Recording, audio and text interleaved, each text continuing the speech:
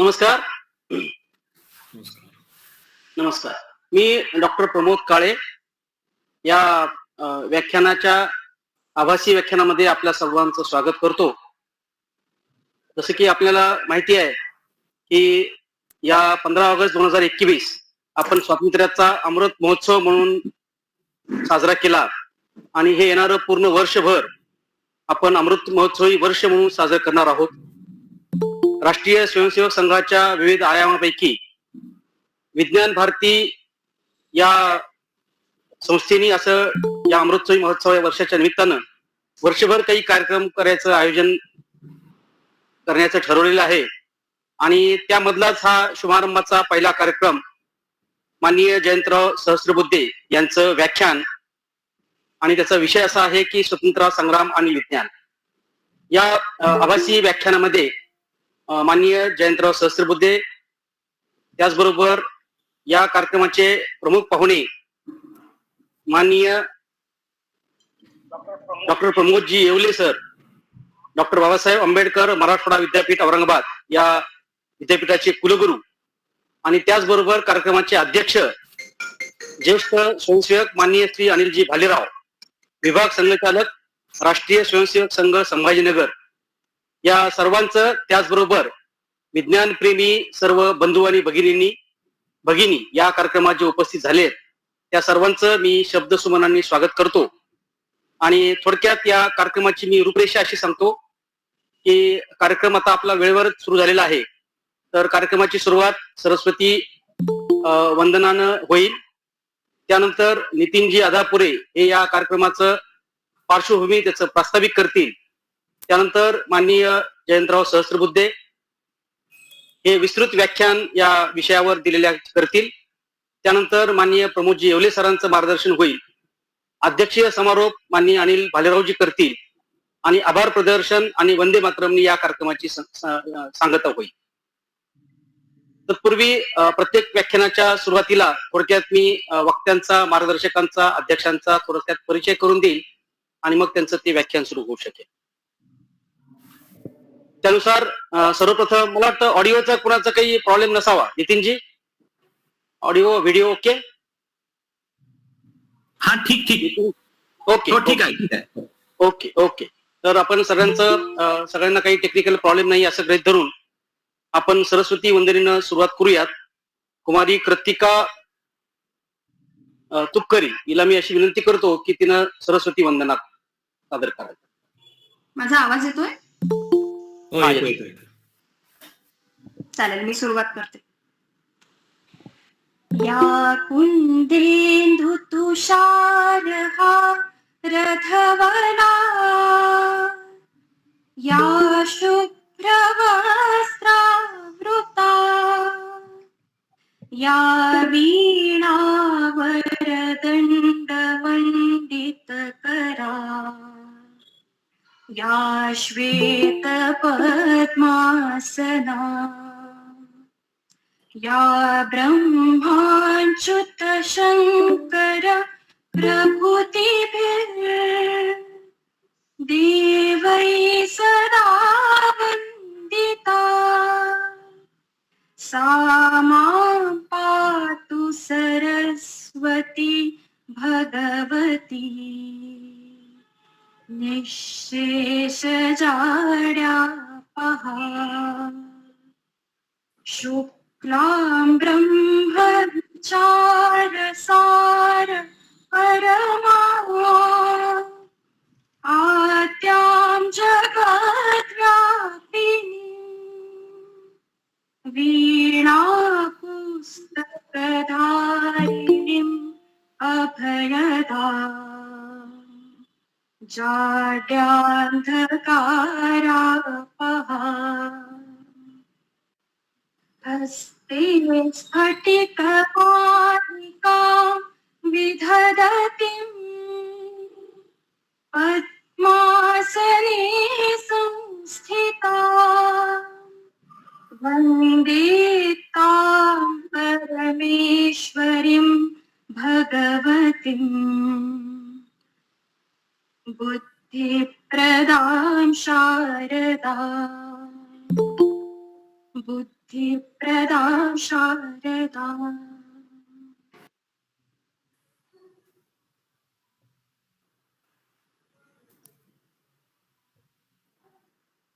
धन्यवाद प्रत्येकाताई.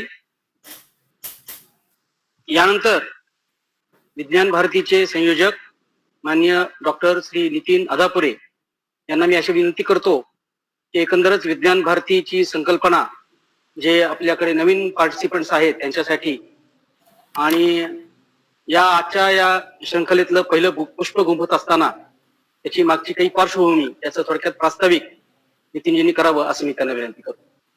Over to doctor Nitin. नमस्कार सर्वांना नमस्कार.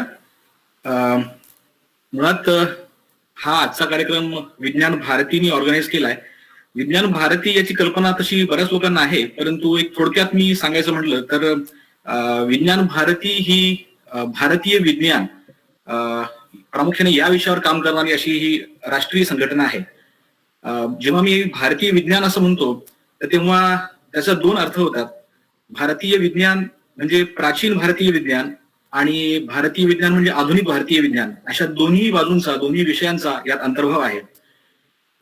प्राचीन भारतीय विज्ञान आपल्याला कल्पना असेल की आपण बरंचसं असं ऐकतो म्हणतो की अमुक अमुक विद्या अमुक अमुक एखादं टेक्नॉलॉजी किंवा अमुक अमुक एखाद्या विज्ञानाच्या मागचं शास्त्र हे आपल्याकडे अवगत होतं. केवळ आपण इथे एवढं बोलून आपण थांबतो, त्याची सखोल मीमांसा करीत नाही. तर विज्ञान भारती अशा प्रकारच्या प्राचीन भारतीय विज्ञान जे काही आपल्याकडे आहे तर त्याचा सुद्धा सखोल अभ्यास करून ते नव्याने आपल्यासमोर आणणे यावरती सुद्धा कार्य करीत आहे. त्यासोबतच आधुनिक भारतीय विज्ञान आपण ज्याला म्हणतो तर तसं आधुनिक भारतीय विज्ञान त्यातले वैज्ञानिक यांचाही आपल्याला म्हणावं तितकं हे अजून अवगत नाहीये की म्हणावं तितकं हे अजून सर्वांना ज्ञात नाहीये. तर त्यावरती सुद्धा विज्ञान भारती कार्य करते. तर अशा ह्या दोन्ही प्रकारे भारतीय विज्ञान ज्याचा आपण उल्लेख केला तर त्याबद्दल विज्ञान भारती ही राष्ट्रीय स्तरावरती कार्य करते. त्याचे विविध उपक्रम विविध कार्यक्रम हे राष्ट्रीय तसेच प्रांतिक स्तरावरती आयोजित केले जातात. तर त्याचाच एक भाग म्हणून आज आपण ही एक व्याख्यानमाला किंवा आपण असं म्हणूयात की यावर्षी स्वातंत्र्याचा आपण अमृत महोत्सव साजरा करीत आहोत. तर वर्षभर विज्ञान भारती अशाच प्रकारचे काही विज्ञानाधिष्ठित काही प्रयोग किंवा आपण म्हणूयात काही व्याख्यान असतील काही विविध उपक्रम असतील अशा प्रकारे आपण हे राबवणार आहोत.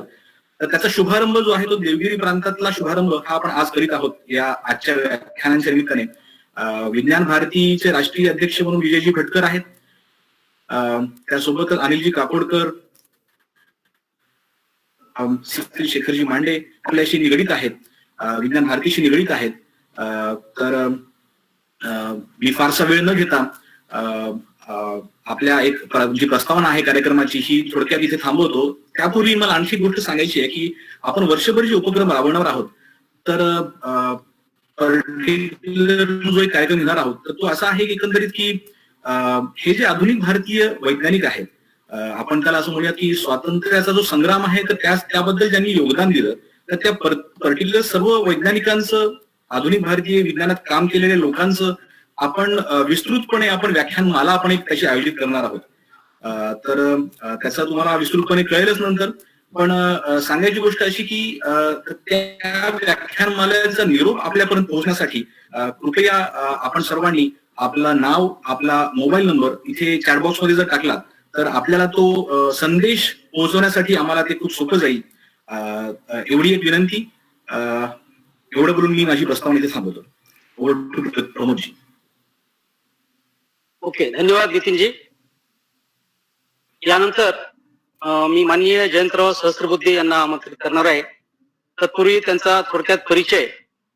माननीय जयंतरावजी हे मुंबईचे असून येथील मुंबई विद्यापीठातून त्यांनी BSc ही डिग्री प्राप्त केलेली आहे आणि त्यांनी सुरुवातीला Bhabha atomic research centre nuclear physics मध्ये त्यांचा विशेष आवड असल्यामुळे भाभा ॲटॉमिक रिसर्च सेंटर मध्ये त्यांनी वैज्ञानिकाची नोकरी करत असतानाच राष्ट्रीय स्वयंसेवक संघाशी त्यांचं रुची होती त्यांच्याशी आणि त्यामुळं त्यांनी तो राष्ट्रीय संघाशी जोडले गेले आणि प्रांत प्रचारक तो आता सध्या विज्ञान भारतीची राष्ट्रीय संघटन मंत्री अशी जबाबदारी त्यांच्यावर दिलेली आहे. आपल्या ओघवत्या वाणीतनं आणि त्यांच्या गाढा अभ्यासातनं आपल्याला त्यांचा परिचय होईलच. इतर सगळ्या पार्टिसिपंटसाठी मी सांगू इच्छितो की जयंतरावचे व्हिडिओज युट्यूबवर खूप उपलब्ध आहेत आणि मला सांगायला अभिमान वाटतो की बहुतेक सर्व व्हिडिओज मी जयंतरावचे अभ्यासले आहेत, ऐकलेले आहेत. आपल्यालाही त्याचा निश्चितच त्याची प्राप्ती होऊ शकेल. थोडक्यात परिचयानंतर माननीय श्री जयंतराव सहस्त्रबुद्धे यांना अशी विनंती करतो की त्यांनी आपलं व्याख्यान सुरू करावं. माननीय जयंतराव. नमस्कार. माझा आवाज नीट येतोय?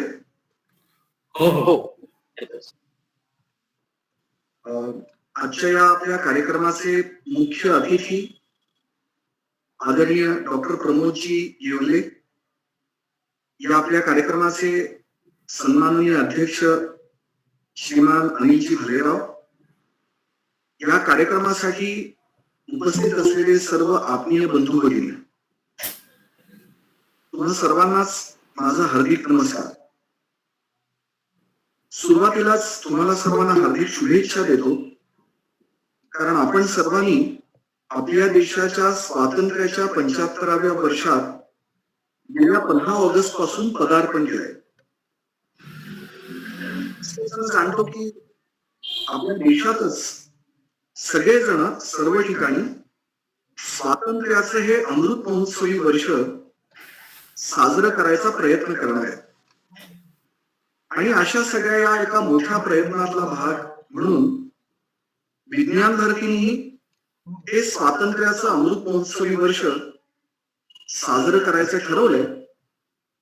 आणि या आजच्या व्याख्यानाचा जो विषय आहे, स्वतंत्रता आंदोलन आणि विज्ञान, ही केंद्रीय संकल्पना ठेवून वर्षभराचे कार्यक्रम आयोजित करायचा मोठा प्रयत्न विज्ञान भारतीच्या द्वारे होणार आहे.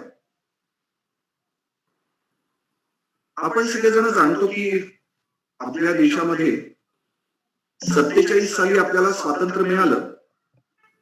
त्यावेळेला इंग्रजांची सत्ता होती म्हणून इंग्रजांकडून हे स्वातंत्र्य आपल्याला मिळालं. आपल्याला माहिती आहे, पण इंग्रजांचं हे काही आक्रमण पहिलं असं काही नव्हतं. इंग्रजांच्या पूर्वी सुद्धा अनेक आक्रमण आपल्या देशावर होत राहिली. परंतु एक मोठा फरक आपल्याला जाणवतो तो असा की इंग्रज आक्रमण, इंग्रजांचं आणि इंग्रजांच्या पूर्वीचे आक्रमण यांच्यामध्ये काही मूलभूत अंतर किंवा फरक आपल्याला सगळ्यांना निश्चितपणे जाणवतो. तो फरक काय तर काही जणांच्या मनात असं येईल की इंग्रजी आक्रमण हे प्रामुख्याने त्याची सुरुवात झाली, इंग्रज या ठिकाणी व्यापारी म्हणून आले आणि सत्ताधीश बनले. परंतु इंग्रजांच्या पूर्वीचे आक्रमण करते ते सेना घेऊन आले. सैन्याच्या द्वारे त्यांनी या देशावर आपलं आक्रमण केलं. भयंकर अशा प्रकारचा आतंक निर्माण केला. आपल्या देशाला केवळ आर्थिकदृष्ट्या लुटलं एवढंच नाही, तर आपल्या देशाची जी ओळख आहे, स्व ज्याला आपण म्हणतो, अस्मिता ज्याला आपण म्हणतो, त्या अस्मितेवर सुद्धा घाला घालायचा प्रयत्न त्यांच्याकडून झाला. त्याचे मार्गही आपल्याला सर्वांना चांगले माहिती आहेत. म्हणजे आपल्या देशामध्ये आल्यानंतर इथला पैसा लुटून नेणं हे त्यांचं एक अत्यंत महत्वाचं काम होतच. पण त्याचबरोबर भारताची भारत म्हणून ओळख संपावी याच्याकरताही त्यांनी अत्यंत पाशवी असे प्रयत्न केले. 2 उदाहरणं सांगायची तर आपल्याला सगळ्यांना माहिती आहे की आपल्या देशामधली श्रद्धास्थानं मोठ्या प्रमाणात तोडली गेली. त्यांना असं वाटत होतं की श्रद्धास्थानं तोडल्यामुळे भारतीय लोकांची श्रद्धा संपुष्टात येईल. पण केवळ श्रद्धास्थानं तोडणं एवढाच काही त्यांचा एकमात्र अशा प्रकारचा पवित्रा होता असं नाही. आपली ओळख भारताची केवळ श्रद्धास्थानांपुरती मर्यादित नाही. अख्ख्या जगामध्ये आपल्या देशाला फार मोठी ज्ञान परंपरा असलेला देश म्हणून ओळखलं जातं. ती संपवायचा प्रयत्न मोठ्या प्रमाणात झाला. आपल्याला माहितीये की नालंदा, तक्षशिला सारख्या सुमारे 1500 वर्षापूर्वी ज्या अत्यंत भरभराटीला आलेल्या अशा विद्यापीठांच्या ग्रंथालयांना जाळण्यात आलं. आपल्याकरता हे नवीन होतं, पण त्यांना असं वाटलं की भारतामधली ग्रंथालयं जाळली की भारताची ज्ञान परंपरा संपुष्टात येईल. अशी स्वाभाविक कल्पना त्यांच्या मनामध्ये होती. पण आपल्याला असं लक्षात येतं की आपल्या देशावर इंग्रजांचं जे आक्रमण झालं त्याच्यामध्ये सुद्धा त्यांची उद्दिष्ट हीच होती. फक्त ही उद्दिष्ट साध्य करण्याकरता त्यांचं साधन किंवा शस्त्र आणि त्यांचे मार्ग हे वेगळे होते. उदाहरण सांगायचं झालं तर इंग्रजांच्या पूर्वीच्या आक्रमकांनी त्यांच्याकडे जी काही मोठी पिशवी म्हणा, थैली म्हणा, पोती म्हणा, असं जे काही असेल ज्याच्यात त्यांना संपत्ती भरून नेता येणं शक्य होतं ती आणली आणि त्यातून संपत्ती शक्य होईल तेवढी न्यायचा प्रयत्न केला. पण इंग्रजांनी असं केलं नाही. इंग्रजांनी काय केलं, 1757च्या जून महिन्यामध्ये इंग्रजांनी म्हणजे ईस्ट इंडिया कंपनीच्या छोट्या सैन्याने रॉबर्ट क्लाइव्ह याच्या नेतृत्वाखाली प्लासीच्या लढाईमध्ये बंगालच्या नवाबाचा पराभव केला.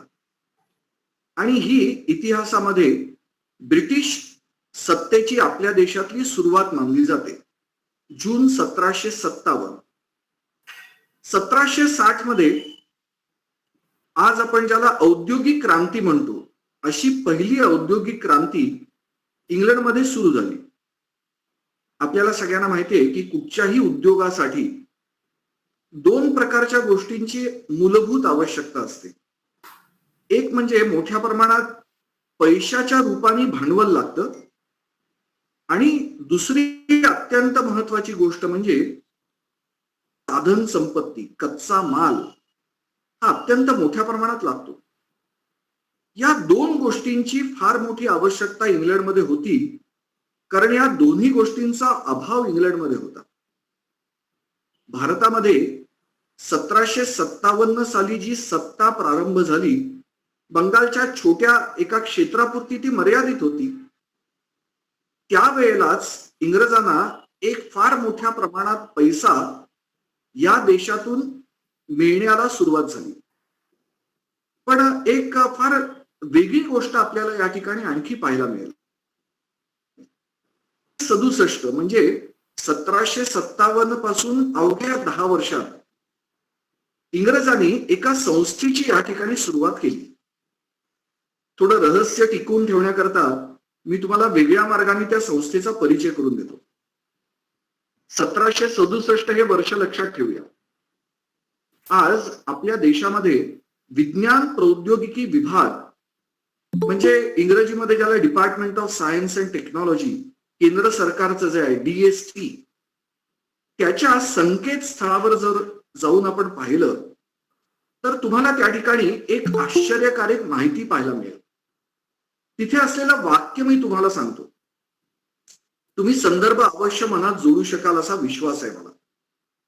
त्या संकेतस्थळावरचं वाक्य असं आहे, the oldest scientific institution under government of India is survey of India which was established in 1767. तुम्हाला सगळ्यात सुबुद्ध अशा श्रोत्यांना याचा अर्थ कळला असेल. म्हणजे 1757 पासून अवघ्या 10 वर्षात किंवा 1760 नंतर अवघ्या 7 वर्षामध्ये इंग्रजांनी आपल्या देशाचं नियोजनबद्ध सर्वेक्षण करण्यासाठी किंवा वैज्ञानिक सर्वेक्षण करण्यासाठी आपल्या देशात संस्था उभी केली. महाराष्ट्रातल्या आपल्या मंडळींना कदाचित याची कल्पना असेल की 1818 मध्ये पेशवाईचा अस्त झाला. म्हणजे 1757 ते 1818 एवढ्या काही दशकांच्या काळामध्ये इंग्रज या आज ज्याला आपण भारत म्हणतो या भूभागावर आपलं वर्चस्व स्थापन करण्याकरता प्रयत्नरत होते. 1757 किंवा 10 वर्षांनी 1767 त्यांच्या हातामध्ये केवळ बंगाल नावाचा एक सुभा होता किंवा प्रांत होता आणि पहिल्या 10 वर्षात ते राजे बनले नव्हते, तर त्यांच्याकडे बंगाल प्रांताचा दिवाणी अधिकार म्हणजे कर वसुलीचा अधिकार केवळ त्यांच्या हातात होता. पण इंग्रजांची दृष्टी बघा, त्यांनी 1767 मध्येच म्हणजे ईस्ट इंडिया कंपनीनी सर्वे ऑफ इंडिया या नावाची संस्था स्थापन केली. भारतामध्ये सर्वेक्षण कशाचं करायचं होतं? निश्चितच इंग्रजांची औद्योगिक क्रांती यशस्वी करण्याकरता भारतातल्या नैसर्गिक साधन संपत्तीवर इंग्रजांचा डोळा होता आणि ती आपल्याला आपल्या देशात नेता आली पाहिजे म्हणून इंग्रजांनी सर्वे ऑफ इंडियाची स्थापना केली. तुम्हाला कदाचित या संदर्भात आणखी काही गोष्टी उलगडून मनात दिसल्या असतील. पहिल्या 100 वर्षामध्ये म्हणजे भारताचं पहिलं स्वातंत्र्य युद्ध 1857 साली झालं. या 100 वर्षामध्ये ईस्ट इंडिया कंपनीचं राज्य होतं. या पहिल्या 100 वर्षामध्ये इंग्रजांनी आपल्या देशात वैज्ञानिक किंवा शास्त्राच्या आधारे संस्था सुरू केल्या. त्यांची नावं काय होती? सर्वे ऑफ इंडिया मी सांगितलंच, पण geological survey of India, botanical survey of India, zoological survey of India, anthropological survey of India, geometrical survey of India, archaeological survey of India, आपल्या देशाचा विज्ञानाच्या आधारे अभ्यास करून इतिहासाचा भारताचा इतिहास वेगळ्या पद्धतीने आणणं. त्याचं एक उदाहरण आर्यांचं आक्रमण. म्हणजे आपल्या देशामध्ये पहिल्या 100 वर्षामध्ये त्यांच्या देशात सुमारे 15व्या शतकापासून जे विज्ञान विकसित होत होतं त्याचा वापर भारतीय नैसर्गिक साधन संपत्ती भौगोलिक रचनेचा अभ्यास करण्याकरता इंग्रजांनी केला. आणि स्वतंत्र भारताचं सरकार काय सांगतं? The oldest scientific institution under government of India is which was established in 1767. हे भारत सरकार आज सांगतं आपल्याला. म्हणजे ज्या वेळेला भारत सरकार नावाची गोष्टच अस्तित्वात नव्हती त्यावेळेला इंग्रजांनी सर्वे ऑफ इंडिया आणि अशा प्रकारच्या अनेक विज्ञानाच्या आधारे सर्वेक्षण करणाऱ्या संस्था आपल्या देशात सुरू केल्या. पण सर्वेक्षणच नाही तर या ठिकाणून आपला माल इथला इंग्लंड पर्यंत न्यावा याच्याकरता त्यांनी काय काय केलं? तर त्यांनी आपल्या देशामध्ये 1853 साली रेल्वे आणली. रेल्वे भारताच्या लोकांच्या प्रवासाच्या सोयी करता नव्हती. अगदी परवाच रविवारी मी उत्तराखंड मध्ये गेलो होतो. उत्तराखंडमध्ये तुम्ही कदाचित तुमच्यापैकी काही जण नैनिताल वगैरे अशा ठिकाणी गेला असाल, अल्मोडा, नैनिताल. तर जिथे रेल्वेचं शेवटचं त्या पहाडाच्या खालती जे स्थानक आहे त्याचं नाव आहे काठ गोदाम. काठ म्हणजे काठी, गोदाम म्हणजे जिथे अशा प्रकारच्या लाकडाचा साठा केला जातो. तर तिथल्या काही जणांनी मला माहिती सांगितली की काठ गोदाम याचा इतिहास काय आहे? तर हिमालयामधनं मोठ्या प्रमाणात वृक्षतोड करून ती या ठिकाणी आणून साठवायची आणि तिथून रेल्वेने त्याची वाहतूक मुंबईपर्यंत करायची. म्हणून त्या स्थानकाचं नावच किंवा त्या क्षेत्राचं नावच काठ गोदाम असं ठेवलं गेलं. आणि तुम्हाला माहिती आहे डेहराडून मध्ये फॉरेस्ट रिसर्च इन्स्टिट्यूट नावाची संस्था आहे. तर आपल्या देशातल्या सगळ्या वनसंपत्तीचा अभ्यास या संस्थेमार्फत प्रारंभ केला गेला. हे सगळं मी सांगतोय हे पहिल्या 100 वर्षात इंग्रजांनी आपल्या देशात निर्माण केलेल्या संस्थांची माहिती. म्हणजे विज्ञान हा आपल्या देशाला लुटण्याकरता इंग्रजांनी वापरलेला एक मोठा साधनाचा प्रकार होता आणि ते अनेक मार्ग होते. हे आपण लक्षात घेतलं पाहिजे. पण याच्या जोडीला आणखी एक गोष्ट त्यांनी केली. मी जसं मगाशी म्हटलं की त्याच्या पूर्वीच्या आक्रमकांनी मंदिरं तोडली, आपल्या देशातली ग्रंथालय जाळली, याचं आपल्याला कधी लक्षात नाही येत. पण इंग्रजांनी केलं काय? आधुनिक विज्ञानाचा एक मोठा बागुलबुवा आपल्या डोळ्यासमोर उभा करून आपल्याला सतत हिणवलं त्यांनी की तुमच्या देशामध्ये तर अशा प्रकारच्या काही गोष्टीच नव्हत्या. म्हणजे तुम्हाला कदाचित लोकसत्ता महाराष्ट्रात म्हणून मी एक नाव घेऊन उदाहरण सांगू शकतो. लोकसत्ता नावाचं जे आपल्याकडचं दैनिक आहे त्याचे संपादक जे आहेत गिरीश कुबे यांचं मी एकदा भाषण ऐकलं. त्यांनी काय सांगितलं की आपला देश विज्ञानाच्या क्षेत्रात किती पाठी आहे आणि आपण विमान असल्याच्या वल्गना किती करतो, खोट्या वल्गना, अंधश्रद्ध असा हा देश. त्यांनी असं मांडलं की आपल्या देशामध्ये सायकल सुद्धा नव्हती तर विमानाची कल्पना तरी कशी करू शकतो आपण. बघा आपल्या देशातले विद्वान काय काय उदाहरणं देतात आपल्याला. ज्या देशात सायकलच नव्हती त्या देशामध्ये विमानं कशी कल्पना करू शकतो आपण. पण तुम्हाला आणखी एक मजेदार उदाहरण देतो. आईन्स्टाईन यांनी एकदा असं म्हटलं, त्यांचं प्रसिद्ध वाक्य आहे, कदाचित तुमच्यापैकी अनेकांना माहिती असेल, we owe lot to Indians because they have taught us how to count, without which this great development of science would not have been possible. म्हणजे आईन्स्टाईन एकीकडे काय सांगतायत की आम्ही भारताच्या विषयी कृतज्ञ आहोत कारण भारताने आम्हाला गणना कशी करायची हे शिकवलं आणि म्हणूनच विज्ञानाची एवढी प्रचंड प्रगती शक्य होऊ शकली. म्हणजे बघा या दोन विद्वानांच्या विधानांमध्ये कशा प्रकारचा विचार आलेला आहे. आणि मी तुम्हाला आईन्स्टाईन सारखी अनेक उदाहरण सांगू शकतो.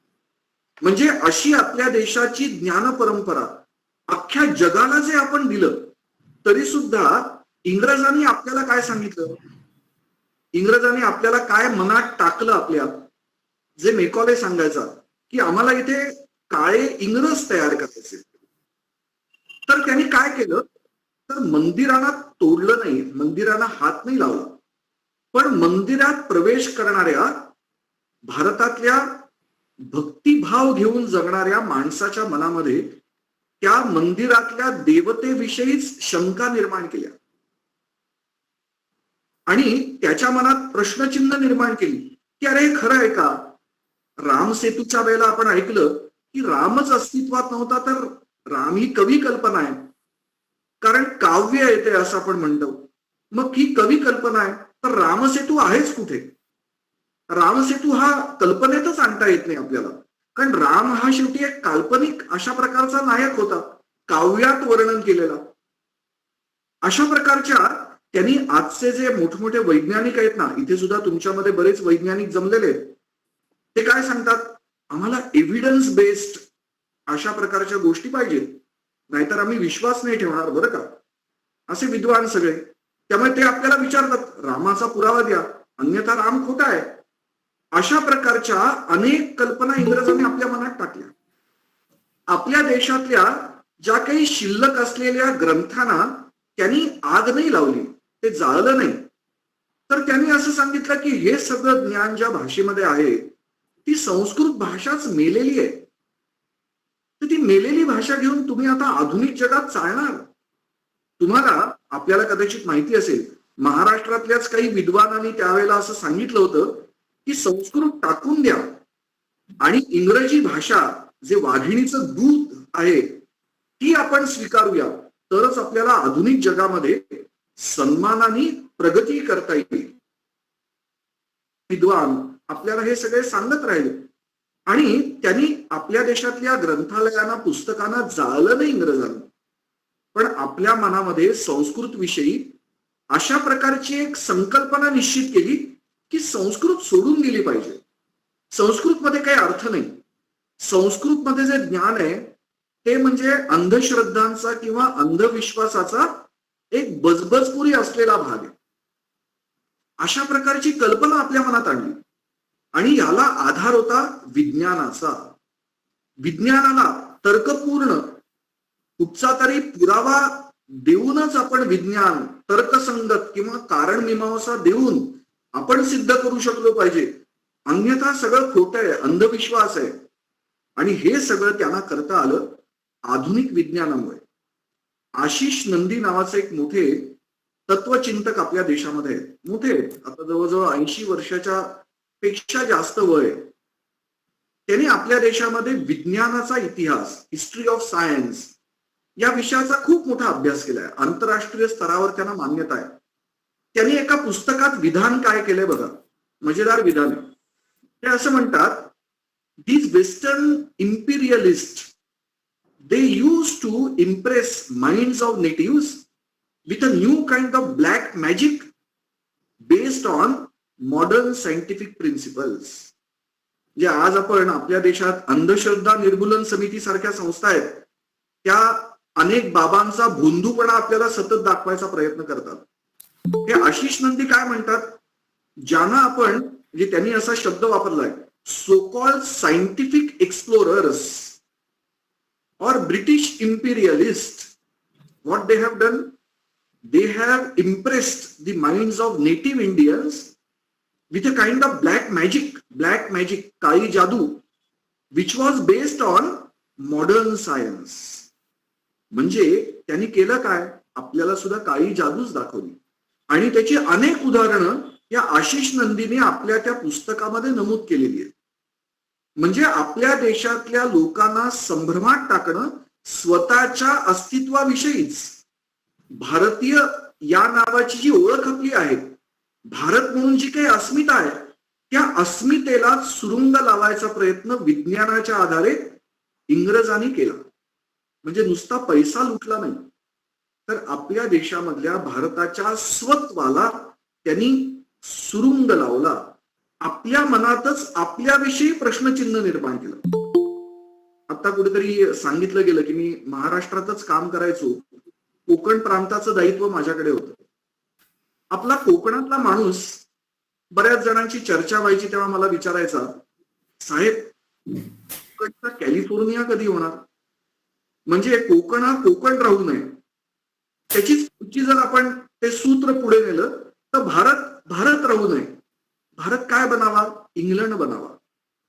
मेकॉलेचं नाव बरेच वेळेला आपल्याला असं वाटतं तो शिक्षण तज्ज्ञ होता, पण कदाचित आपल्यापैकी काही जणांना माहिती असेल नसेल माहिती नाही मला, पण मेकॉले हा इंग्लंड मधला एक प्रख्यात इतिहासकार मानला जातो.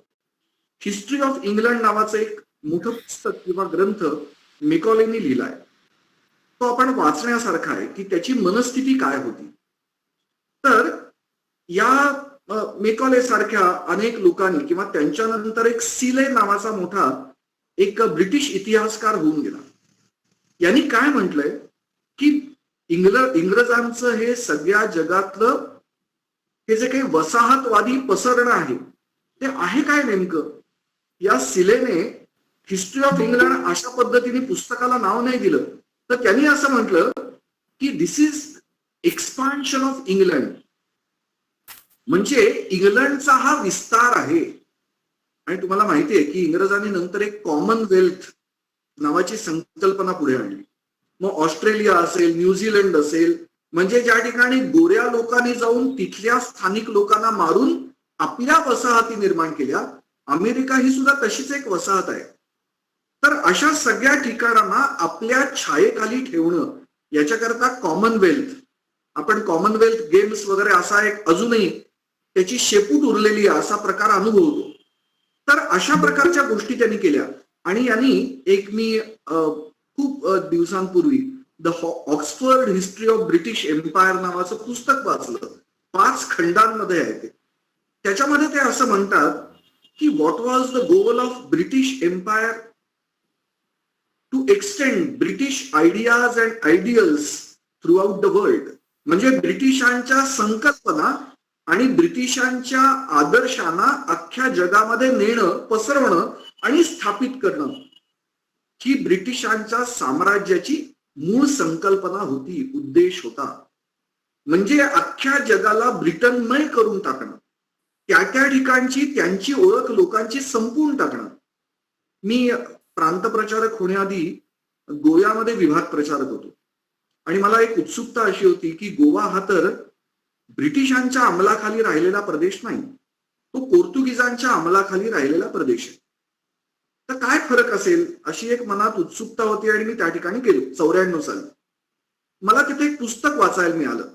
त्या पुस्तकाचं शीर्षक होतं, जे गोवा शासनाने प्रकाशित केलं, डी नॅशनलायझेशन ऑफ गोवन्स, अशा प्रकारचं त्याचं पुस्तकाचं नाव. म्हणजे आपल्याला असं लक्षात येतं की अराष्ट्रीयकरण करणं म्हणजे काय. तर त्या पुस्तकामध्ये ती संकल्पना त्यांनी अशी स्पष्ट केली आहे, टू मेक नेटिव्हज म्हणजे काय, नेटिव्ह म्हणजे त्या ठिकाणचे स्थानिक लोक. To make native strangers in their own territory or land, म्हणजे स्थानिक लोकांना त्यांच्या देशातच परके बनवणं, याला म्हणतात अराष्ट्रीयकरण. आणि हे पोर्तुगीजांनी गोव्यात करायचा प्रयत्न केला आणि पोर्तुगीजांपेक्षा इंग्रजांनी ते केलं. तुमच्या माझ्यासारखी शिकलेली माणसं इंग्रजी बोलण्यामध्ये खूप अभिमान बाळगतात. आपण मराठी भाषा ही बोलताना किती प्रदूषित करतो, त्याच्यामध्ये किती इंग्रजी शब्द आणतो. आपल्याला असं वाटतं की 2-4 इंग्रजी शब्द आणले नाहीत तर समोरच्याला मी विद्वान आहे हे कसं कळेल. पण इंग्रजी भाषा बोलणारे जे काही थोडेफार लोक आपल्या देशात आहेत, ज्यांना म्हणू शकतो आपण इंग्रजी येतं असं, ते लोक कधीच इंग्रजीमध्ये एकही मराठी किंवा त्यांच्या मातृभाषेचा शब्द आणत नाही. त्यांना लाज वाटते. त्यांना असं वाटतं की असं जर झालं तर लोक काय म्हणतील मला.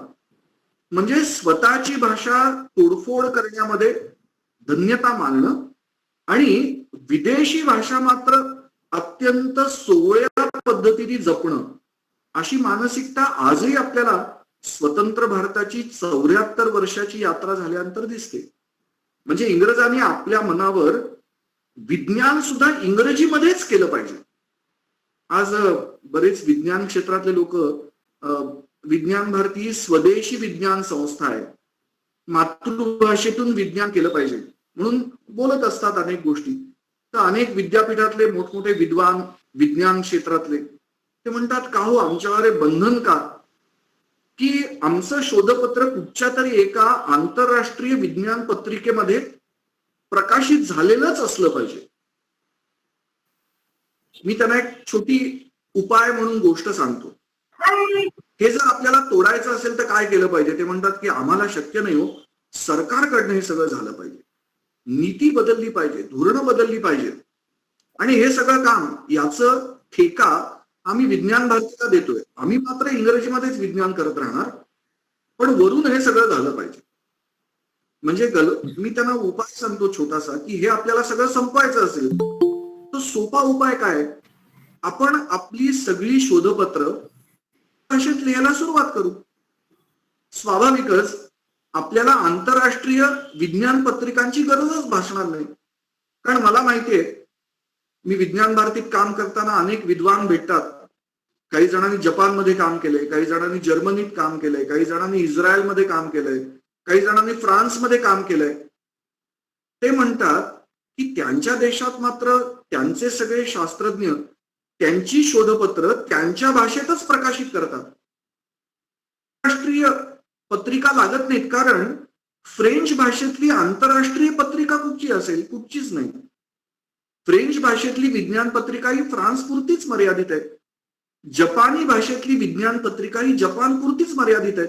बाकी आंतरराष्ट्रीय स्तरावर जर त्यांना त्यांचं शोधपत्र द्यायचं असेल तर ते इंग्रजीमध्ये करायचा प्रयत्न करतात, पण त्याची त्यांना गरजच वाटत नाही.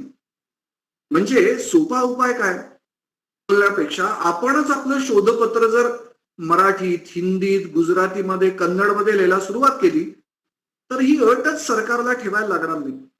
सरकार पूर्णतः स्वच्या आधारावर चालतं असं नाही, हे खरंच आहे. त्यांनाही बदललं पाहिजे, पण बदल आपणही सुरू करू शकतो. आपल्याला या सगळ्या गोष्टींचा नीट विचार केला पाहिजे. म्हणून पहिला भाग आपण एक असा लक्षात ठेवू की विज्ञानाच्या आधारे इंग्रजांनी आपल्या देशाला गुलाम केलं आणि त्याची सावली आज 74 वर्षानंतरही आपल्या देशात पाहायला मिळते. म्हणजे आपण इंग्रजी आक्रमण आणि त्याच्या पूर्वीचे आक्रमण करते यांच्यामधला हा एक अत्यंत मूलभूत फरक लक्षात घेऊया. विज्ञान हा एक त्यातला प्रचंड मोठा फरक आहे. विज्ञान इंग्रजांकडे होतं, त्यांच्या पूर्वीच्या आक्रमकांकडे विज्ञान नावाची गोष्टच नव्हती. हे आपण लक्षात ठेवलं पाहिजे. म्हणजे आपल्या देशावर इंग्रजांनी जे आक्रमण केलं त्यात त्यांचं मुख्य शस्त्र किंवा साधन विज्ञान हे होतं, हे आपण लक्षात ठेवूया. स्वाभाविकच आपल्या देशात विज्ञान शिकवायचं अशी इंग्रजांची मानसिकता नव्हतीच. पण 1857 नंतर गोष्टी बदलल्या. नवीन नवीन गोष्टी त्यांच्या लक्षात आल्या की आता ईस्ट इंडिया कंपनीचं शासन संपवून व्हिक्टोरिया राणीचं शासन सुरू केलं पाहिजे. कारण इतक्या अवाढव्य देशाला आणि त्याच्यामध्ये अशी जी एक उर्मी आहे की स्वातंत्र्याची उर्मी ज्याला म्हणतो आणि प्रचंड ताकद या देशातल्या लोकांकडे आहे. तुम्हाला कदाचित ते माहिती असेल की नाही नसेल मला माहिती नाही, पण 47 साली आपला देश स्वतंत्र झाला तेव्हा इंग्रजांची लोकसंख्या म्हणजे इंग्लंडची लोकसंख्या 3 कोटी होती, आपल्या देशाची 35 कोटी होती आणि सध्या आपल्या देशाची 140 कोटी आहे आणि इंग्लंडची केवळ 6 कोटी आहे. आपण कल्पना करू शकतो. म्हणजे त्यांना हे पक्क माहिती होतं की आपल्याला या देशातल्या लोकांवर आक्रमण करता येणार नाही. म्हणून त्यांनी आक्रमण कशावर केलं तर आपली जी ओळख आहे त्याच्यावरच आक्रमण केलं आणि हे आक्रमण विज्ञानाच्या साहाय्याने केलं. म्हणून 1857 नंतर त्यांनी थोडी एक मुक्त व्यवस्था आपल्या देशात सुरू करायची असं ठरवलं. कारण भारतीयांचा राग हा थोडा शांत झाला पाहिजे, शमन झालं पाहिजे. आपल्या देशातल्या बुद्धिमान लोकांना हे कळतच होतं की इंग्रजांचा कावा काय आहे, त्यांचा डाव काय आहे, त्यांनी आधुनिक विज्ञानाचा वापर कसा केलाय. त्या रागाला शांत करण्याकरता थोडं थोडं विज्ञान शिकवायला सुरुवात केली. विज्ञान शिकवायला सुरुवात केली तरी आपल्या देशामध्ये विज्ञान शिकवण्याकरता जी अत्यंत महत्वाची गोष्ट लागते ती म्हणजे प्रयोगशाळा. या प्रयोगशाळा उघडल्या नाही.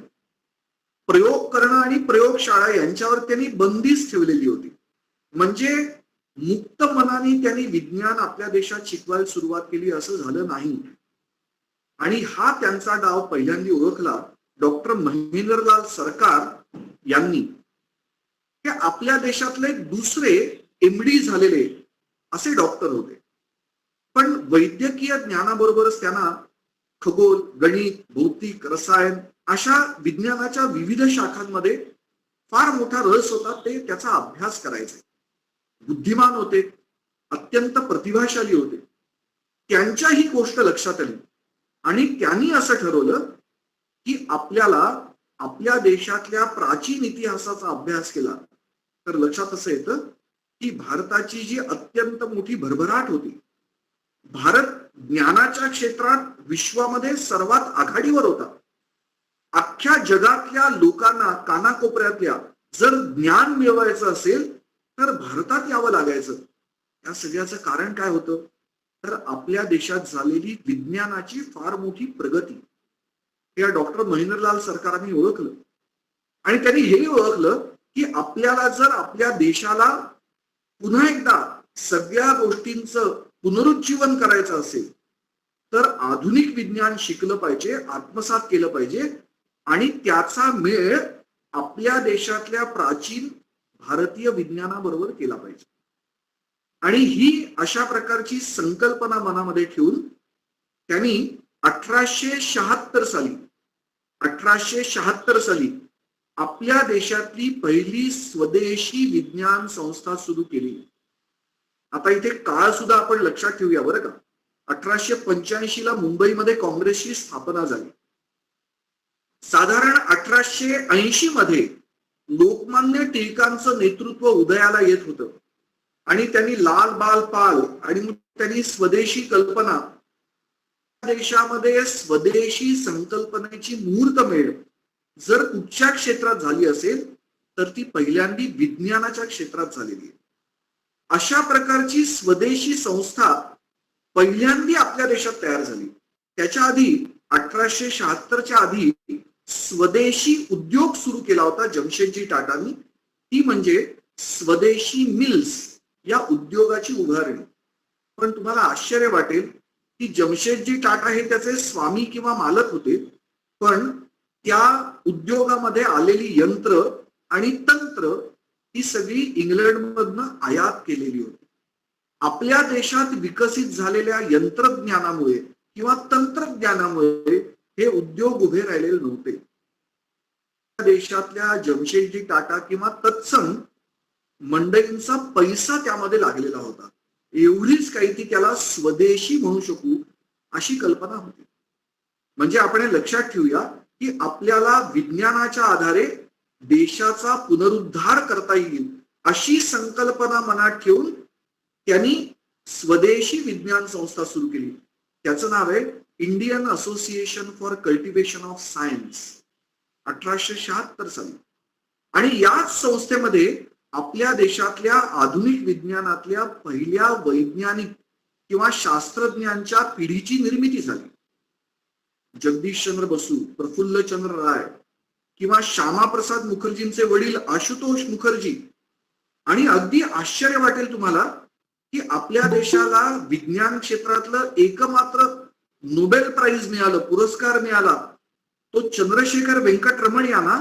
या चंद्रशेखर व्यंकटरमणाने सुद्धा आपलं संशोधन कलकत्त्याच्या या संस्थेतच केलेलं होतं.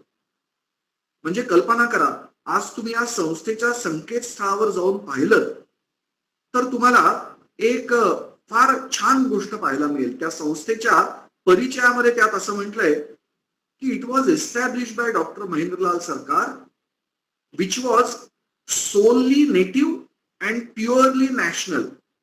म्हणजे अत्यंत स्थानिय लोकांची अशी संस्था आणि शुद्धपणे राष्ट्रीय अशा प्रकारची. शब्द काय पुन्हा एकदा आहे, नेटिव्ह अँड प्युअरली नॅशनल अशा प्रकारच्या संस्थेचा प्रारंभ डॉक्टर महेंद्रलाल सरकारांनी केला. आणि यातूनच आधुनिक विज्ञानाच्या क्षेत्रातले पहिले भारतीय तयार झाले. तुम्हाला आश्चर्य वाटेल, मी चंद्रशेखर व्यंकटरमणांचं उदाहरण सांगितलं. तुम्हाला माहितीये की जगामध्ये जे गोरे नाहीत अशा लोकांना जे विज्ञान क्षेत्रातलं नोबेल पुरस्कार मिळणं हे झालं, हे कोणाला मिळाला हा नोबेल पुरस्कार विज्ञान क्षेत्रातला? जो माणूस गोऱ्या कातडीचा नव्हता, ते म्हणजे चंद्रशेखर व्यंकटरामन. आपल्या देशातच साहित्याच्या क्षेत्रामध्ये सुद्धा हाच सन्मान भारतालाच मिळालाय. कारण 1913 साली रवींद्रनाथ ठाकूरांना साहित्यातला नोबेल पुरस्कार मिळाला आणि या चंद्रशेखर व्यंकटरमणांना 17 वर्षांनी म्हणजे 1930 साली नोबेल पुरस्कार मिळाला. या दोन्ही व्यक्ती अशा आहेत, त्यांचं वर्णन असं केलं जातं, a first non white person to receive Nobel prize in the domain of literature in 1913 and first non-white receiving a Nobel Prize in the domain of science in 1930. म्हणजे तुम्हाला लक्षात येईल की भारतामध्ये कशा प्रकारची विलक्षण प्रगती होती. पण त्याच्या आधी विज्ञानाच्या क्षेत्रात झालेला अन्याय आपल्याला समजून घेतला पाहिजे. जगदीशचंद्र बसू इंग्लंडमध्ये शिकायला गेले. भौतिक विज्ञान या क्षेत्रातलं अत्यंत उत्तुच्च शिक्षण घेऊन ते भारतात परतले. त्यांचे गुरु होते लॉर्ड रॅले, ज्यांना 1904 नोबेल पुरस्कार मिळालेला होता. आणि त्यांचं एक प्रशंसा पत्र घेऊन या ठिकाणी जगदीशचंद्र बसू आले होते. त्यांची कीर्ती भारतात पोहोचली होती. त्यावेळेचे भारताचे गव्हर्नर जनरल लॉर्ड रिपन यांनी इंग्लंडमधनं आलेल्या या प्रशस्तीवरनं जगदीशचंद्र बसूंकरता एक प्रशस्ती पत्रक जोडलं होतं. आणि त्यावेळेला गंमत म्हणजे आपल्या देशामध्ये बघा 1884 हा काळ आहे. 1884 साली जगदीशचंद्र बसू भौतिक विज्ञानातली अत्यंत मोठी पदवी घेऊन भारतात आले होते.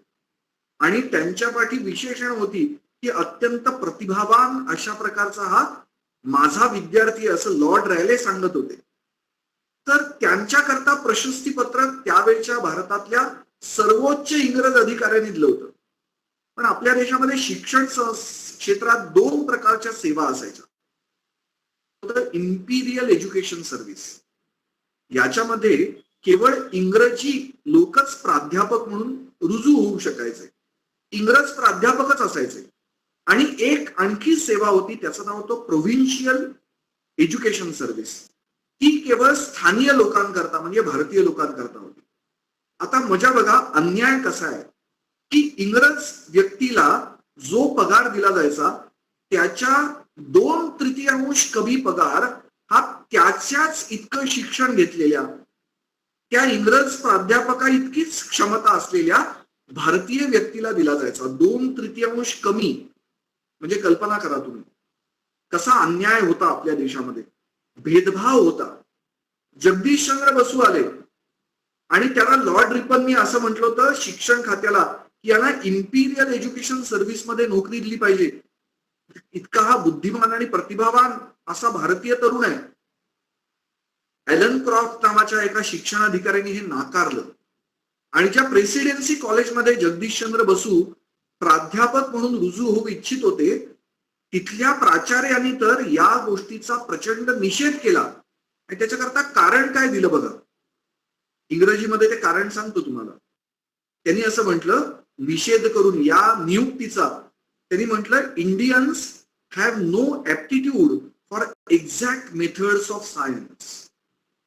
म्हणजे भारतीय लोकांना या प्रकारचं बुद्धिमत्तेचं वरदान नाहीये की तर्कपूर्ण विज्ञानाला ते योग्य न्याय देऊ शकतात. And on these grounds we will not allow Jagadish Chandra Basu to teach physics over here. अशा प्रकारचं कारण दिलं गेलं. आणि गंमत म्हणजे वरच्या दबावामुळे त्यांना घ्यावं लागलं, पण त्यांना कार्यपालक किंवा ज्याला इन्चार्ज किंवा ऑफिशिएटिंग ज्याला म्हणतात इंग्रजीमध्ये, अशा प्रकारचंच पद देण्यात आलं आणि त्या 2/3 कमी पगारामध्ये, आणि तोही अर्धा केला गेला कारण त्यांची ती कायमस्वरूपी जागा नव्हती. बघा केवढा अन्याय आहे. आणि या अन्यायाच्या विरोधात जगदीशचंद्र बसूंनी संघर्ष सुरू केला. संघर्ष कसा आहे? जगदीशचंद्र बसूंचं पहिलं चरित्र ज्यांनी लिहिलं पॅट्रिक गिडेस यांनी 1920 साली लिहिलंय. त्यात त्यांनी काय म्हटलंय ते वर्णन केलेले शब्द तुम्हाला सांगतो. इंग्रजी आहे ते. त्याच्यामध्ये त्यांनी असं म्हटलंय, जगदीशचंद्र बसू started a new kind of prostate, a new form of prostate, असं त्यांनी म्हटलंय. म्हणजे एक नवीन प्रकारचा संघर्षाचा विचार किंवा प्रारंभ जगदीशचंद्र बसूंनी केला. आणि त्याला मी म्हणतो तो सत्याग्रह होता. कारण सत्याग्रह काय असतो? अन्याय आणि भेदभावाच्या विरोधात सत्याचा पक्ष घेऊन अहिंसक मार्गाने संघर्ष सुरू करणं. तुम्ही ब्रिटानिका एन्सायक्लोपीडिया नावाचा जर एक एन्सायक्लोपीडिया पाहिलात, त्याच्यामध्ये गांधीजींच्या सत्याग्रहाचं भरभरून वर्णन केलेलं आहे. आणि त्यात ते वर्णन इंग्रजीमध्ये कसं करतात? त्यांनी असं म्हटलंय, determined non violent resistance against shear injustice. म्हणजे अत्यंत अन्याय आणि भेदभाव ज्या पद्धतीने केला जातो त्याच्या विरोधात अहिंसक मार्गाने पण अत्यंत निश्चयाने संघर्ष, रेझिस्टन्स सुरू करणं. आपल्याला माहितीये की त्या ब्रिटानिया एन्सायक्लोपीडिया किंवा सत्याग्रह म्हटलं की आपल्या मनात गांधीजीच उभे राहतात. गांधीजींचा पहिला सत्याग्रह 1917 साली चंपारण बिहारमध्ये झाला. पण मी हे जे तुम्हाला उदाहरण सांगितलं त्याच्यावरनं तुम्हीच आता विचार करा. माझ्या दृष्टीने आपल्या देशातला पहिला सत्याग्रह जर कोणी केला असेल तर मला अभिमान आहे, एका शास्त्रज्ञांनी केला. आणि तो कधी केला? 1917 पूर्वी 1884 साली, म्हणजे 31 वर्षांपूर्वी एका भारतातल्या आधुनिक विज्ञानातल्या पहिल्या भारतीय शास्त्रज्ञांनी इंग्रजांविरुद्ध हा अहिंसक मार्गाने अत्यंत संकल्पबद्ध होऊन संघर्ष सुरू केला. आणि हा संघर्ष एका दिवसाचा नव्हता, 2 दिवसाचा नव्हता. तो कदाचित रस्त्यावर उचलून इंग्रजांच्या विरोधात घोषणा देण्याचा नव्हता संघर्ष होता, पण तो संघर्ष होता. आणि तो त्यांनी ठरवलं की मी इंग्रज जे मला 2/3 आणि त्यातलाही अर्धा पगार देत आहेत, याला मी हातच लावणार नाही, पण मी या ठिकाणी शिकवण्याचं काम करीन. आणि हे जगदीशचंद्र बसूंनी स्वतःची कारकीर्द सुरू होत असताना, लग्न झालेलं असताना, अत्यंत तरुण वयामध्ये त्यांनी हा संघर्ष सुरू केला. 1 वर्ष, 2 वर्ष, 3 वर्ष नाही, 3 वर्ष त्यांनी विना वेतन भौतिक विज्ञान शिकवलं. आणि सिद्ध काय केलं की भारतीय माणूस सुद्धा अत्यंत उत्कृष्टरित्या भौतिक विज्ञान शिकवू शकतो. आणि इंग्रज शासन नमलं. त्यांनी जगदीशचंद्र बसूंना 3 वर्षानंतर, म्हणजे ज्या व्यक्तीने 3 वर्ष वेतनच घेतलं नाही, त्या व्यक्तीला त्यांनी मान्य केलं की आम्ही तुम्हाला भौतिक विज्ञानाचा प्राध्यापक म्हणून रुजू करून घेतो. एवढंच नाही तर 3 वर्षाचा पगार सुद्धा त्यांना पूर्वलक्षी प्रभावाने देण्यात आला. आणि जगदीशचंद्र बसूंनी ही जी इंग्रजांची अरेरावी होती, अन्याय होता, तो अशा पद्धतीने मोडून काढला. कारण यानंतर इंग्रजांना या प्रकारच्या भेदभाव असलेल्या शिक्षण सेवा बंद करायला लागल्या होत्या. म्हणजे बघा जगदीशचंद्र बसूंच्या सत्याग्रहाचा किती मोठा परिणाम आहे. त्यांच्यानंतर आले म्हणजे तुम्हाला हे लक्षात येईल की बौद्धिक क्षेत्रातला अन्याय काय, की भारतातल्या लोकांना बुद्धू ठरवायचं. त्यांना म्हणायचं तुम्हाला तर्कपूर्ण विचार करण्याची क्षमताच नाही, तुम्हाला विज्ञान कळतच नाही. ज्या देशात ज्ञानच नव्हतं, तर्कपूर्ण विचार करण्याची क्षमताच नव्हती, त्या देशात विज्ञान येणार कुठनं. आजचे गिरीश कुबेर सुद्धा आपल्याला हेच सांगतात ना, ज्या देशात सायकलच नव्हती त्या देशात विमानं कशी येणार. त्यांना हे कळत नाही की जगाला गणना कशी करायची माहिती नव्हतं. 0 ते 9 अंक भारताने दिले आणि अनेक गोष्टी दिल्या. किती असेल, 1792 साली टिपू सुलतानच्या विरोधात इंग्रजांचं युद्ध झालं. 1792 लक्षात ठेवा वर्ष आहे, ही सगळी वर्ष लक्षात ठेवली पाहिजेत आपण. त्यावेळेला इंग्रजांच्या सैन्यावर आकाश मार्गाने काही बाण यायला सुरुवात झाली आणि ते अग्निबाण होते. इंग्रजांच्या सैन्यामध्ये हाहाकार माजला की आकाशामधनं आपल्यावर असं काय आदळत आहे. आणि तुम्हाला लक्षात येईल की अब्दुल कलाम जेव्हा इंग्लंडमध्ये गेले तेव्हा त्यांना हेच अग्निबाण पाहायला मिळाले आणि तिथे लिहिलेलं होतं लंडन म्युझियम मध्ये इंडियन रॉकेट्स. त्यामध्ये ही मान्यता आहे की ज्याला हिस्ट्री ऑफ मॉडर्न रॉकेटरी असं एक पुस्तक आहे, व्हॅन ब्रॉन या is known as father of modern rocketry, या गृहस्थांनी या शास्त्रज्ञांनी लिहिलेलं पुस्तक आहे मॉडर्न रॉकेटरी.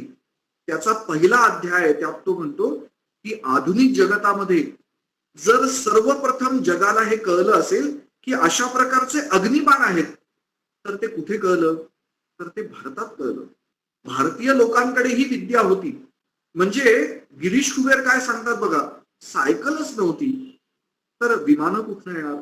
पण इंग्रज काय म्हणतात बघा, की भारतामधनच आपल्याला रॉकेट्स पाहायला मिळाली आणि आधुनिक अग्निबाणांचा इतिहास सुरू करताना ते म्हणतात की हे टिपू सुलतानचं इंग्रजांच्या विरोधातलं झालेलं युद्ध म्हणजे आधुनिक अग्निबाणाच्या इतिहासाचा प्रारंभ आहे. हे इंग्रज लोक मानतात. आणि आपल्या देशातले विद्वान काय सांगतात, सायकलच नव्हती या देशामध्ये. म्हणजे बघा किती वेगवेगळ्या प्रकारच्या गोष्टी आपल्याला लक्षात येतात अभ्यास केल्यानंतर. हे लक्षात ठेवलं पाहिजे. असा ज्ञान असलेला आपला देश, इंग्रजांनी काय सांगितलं, Indians have no aptitude for methods of exact science. म्हणजे हा अपमान होता आणि जगदीशचंद्र बसूंनी हा अपमान सहन नाही केला, विरोध केला. त्यांच्यानंतर आलेले आचार्य प्रफुल्लचंद्र राय यांनी तर आणखी एक मजल पुढे मारली. त्यांनी 1902 साली एक ग्रंथ लिहिला, त्याचं नाव काय, the history of Hindu chemistry. आणि वेदकाळापासून 16व्या शतकापर्यंत भारतामध्ये रसायन विज्ञानाचा विकास कसा झाला याची गाथा त्यांनी आपल्या देशासमोरच नाही तर अख्ख्या जगासमोर मांडली. नेचर नावाची विज्ञान क्षेत्रातली पत्रिका आहे, त्या नेचरमध्ये या हिस्ट्री ऑफ हिंदू केमिस्ट्रीतले कितीतरी अध्याय प्रकाशित केले गेले. जगाला कळलं पाहिजे की रसायन शास्त्राचा विकास जगामध्ये कसा झाला. आणि जगदीशचंद्र बसूंनी सप्रमाण हे सिद्ध केलं प्रफुल्लचंद्र रायांनी की भारतामध्ये ज्या रसायनशास्त्राचा विकास झाला तोच आधार आधुनिक रसायनशास्त्राच्या विकासाकरता ठरला, आधारभूत झालं. म्हणजे त्यांनी सप्रमाण सिद्ध केलं, कारण देऊन सिद्ध केलं की कशा प्रकारे भारतातल्या रसायन विज्ञानाच्या आधारे आधुनिक रसायन विज्ञान उभं राहिलं.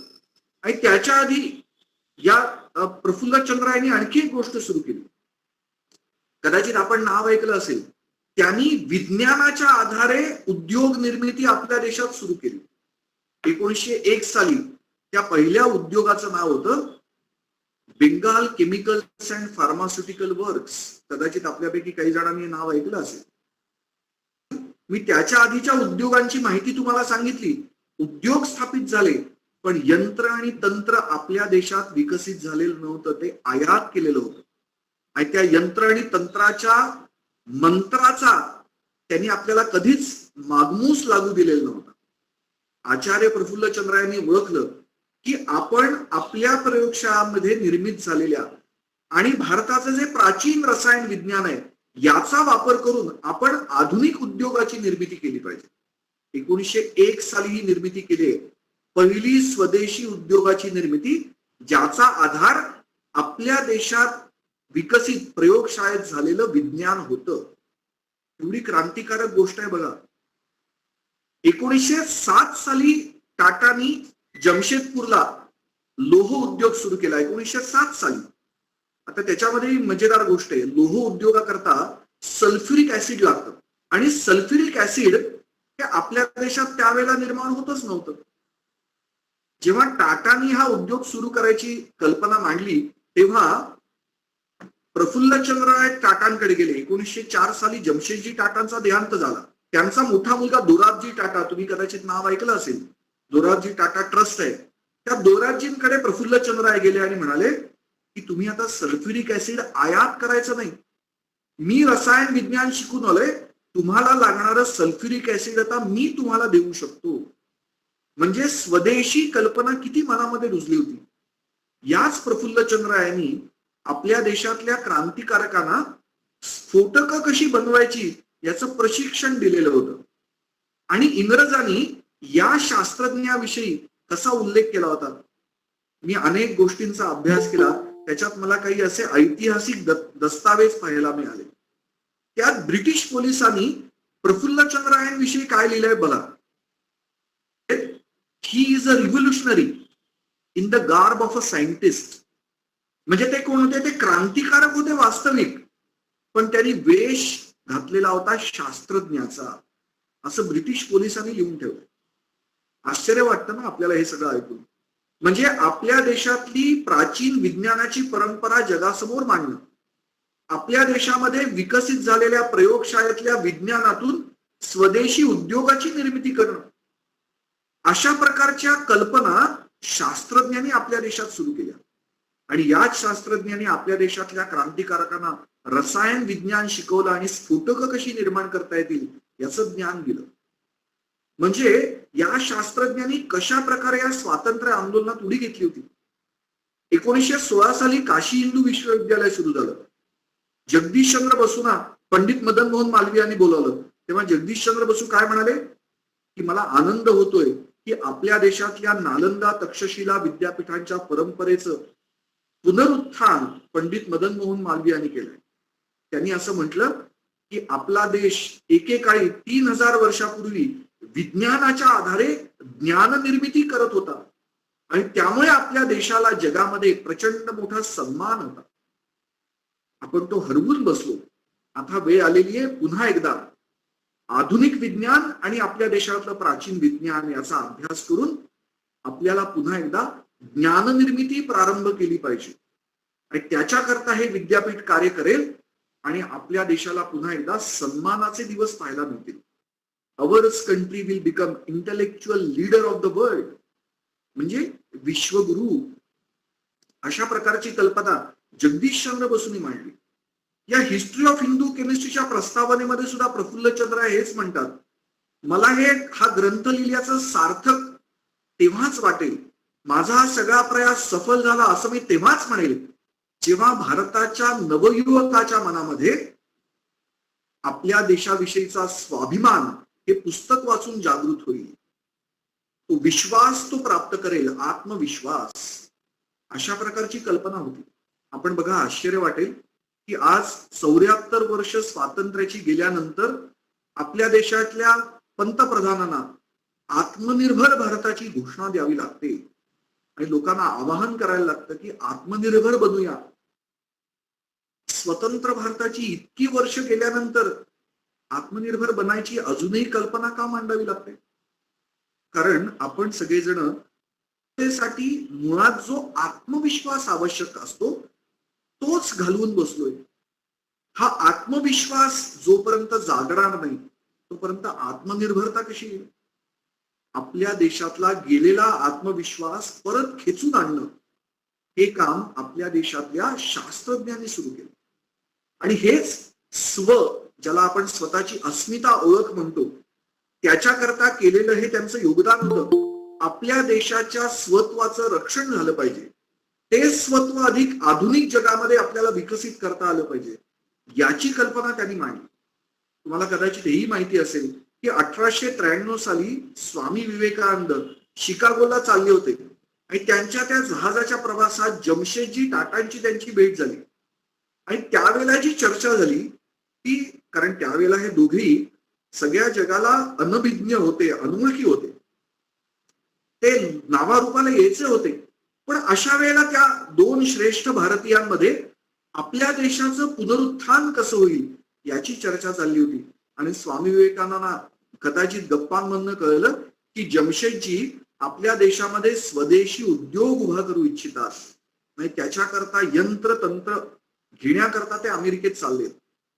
पण स्वामीजींनी त्यांना तेव्हा असं सांगितलं की यंत्र तंत्र हे लोक तुम्हाला निश्चित देतील, पण यंत्र निर्माण करण्याकरता जो मंत्र लागतो, तंत्रापाठी जे मंत्र असतो, ते हे लोक तुम्हाला देणार नाहीत.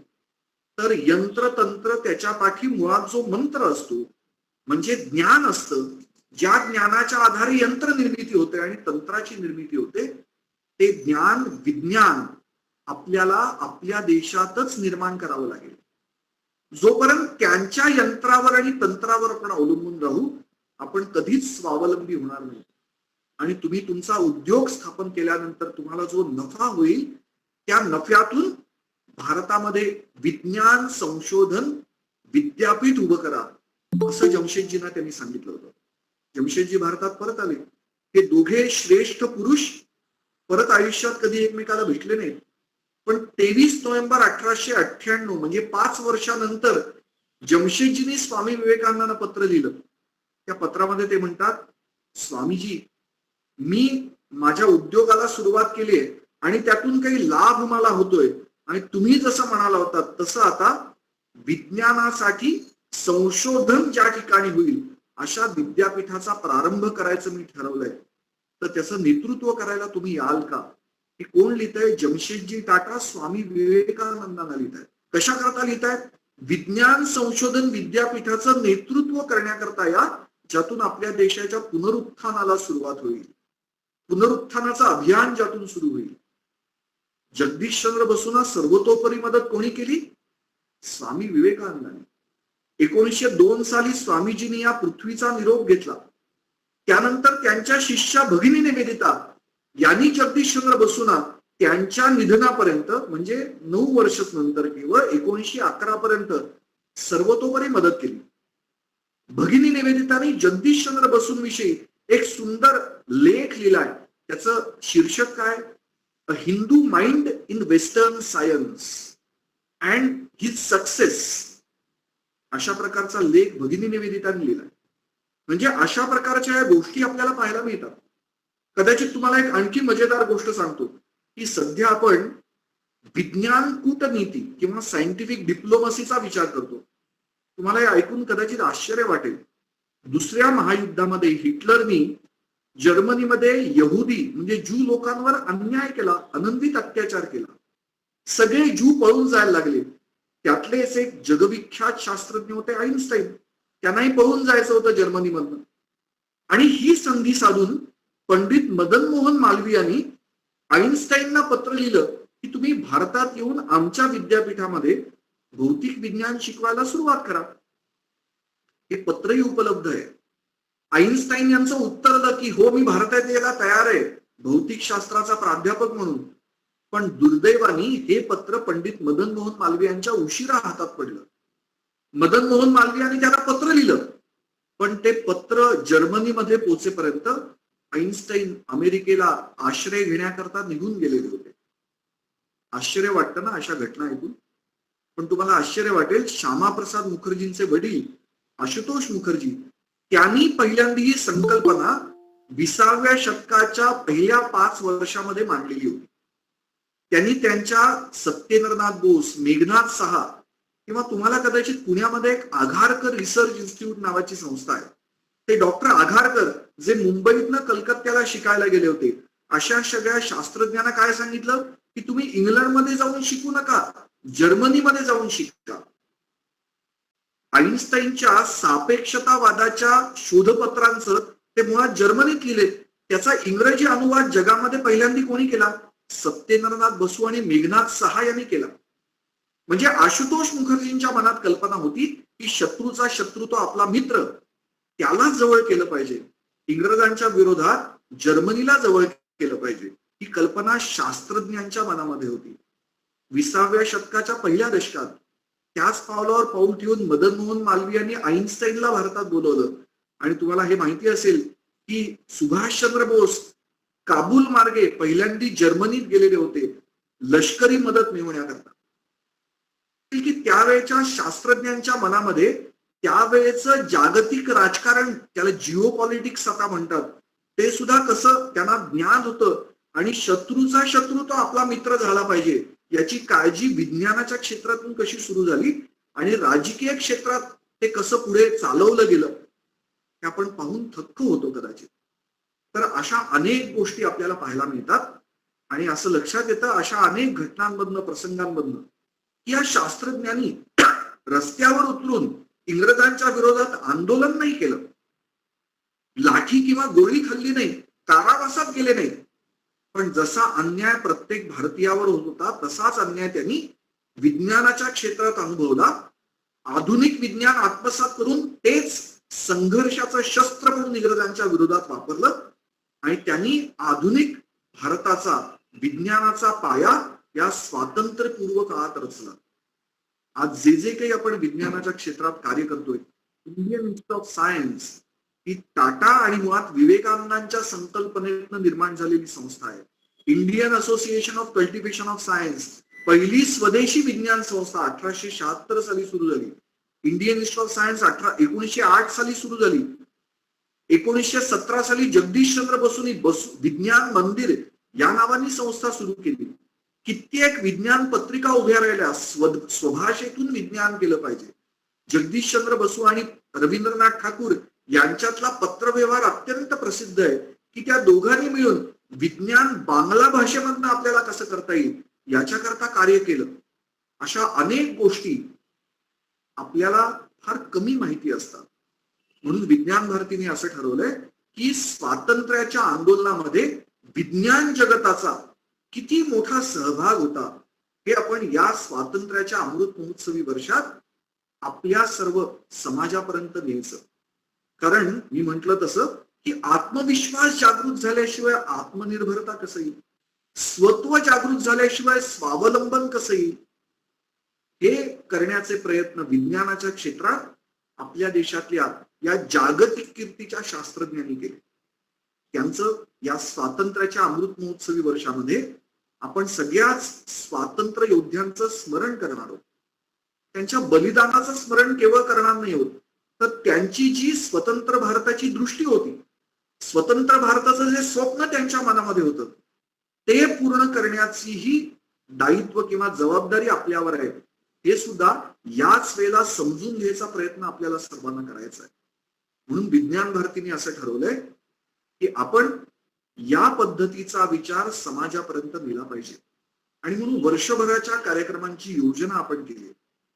2 ऑगस्टला म्हणजे प्रफुल्लचंद्र यांचा जन्मदिवस ज्या दिवशी असतो, जो जन्मदिवस आहे त्या दिवशी म्हणजे 2 ऑगस्ट 2021 15 ऑगस्टच्या पूर्वी आपण या सगळ्या वर्षभर चालणाऱ्या अभियानाचा प्रारंभ केला.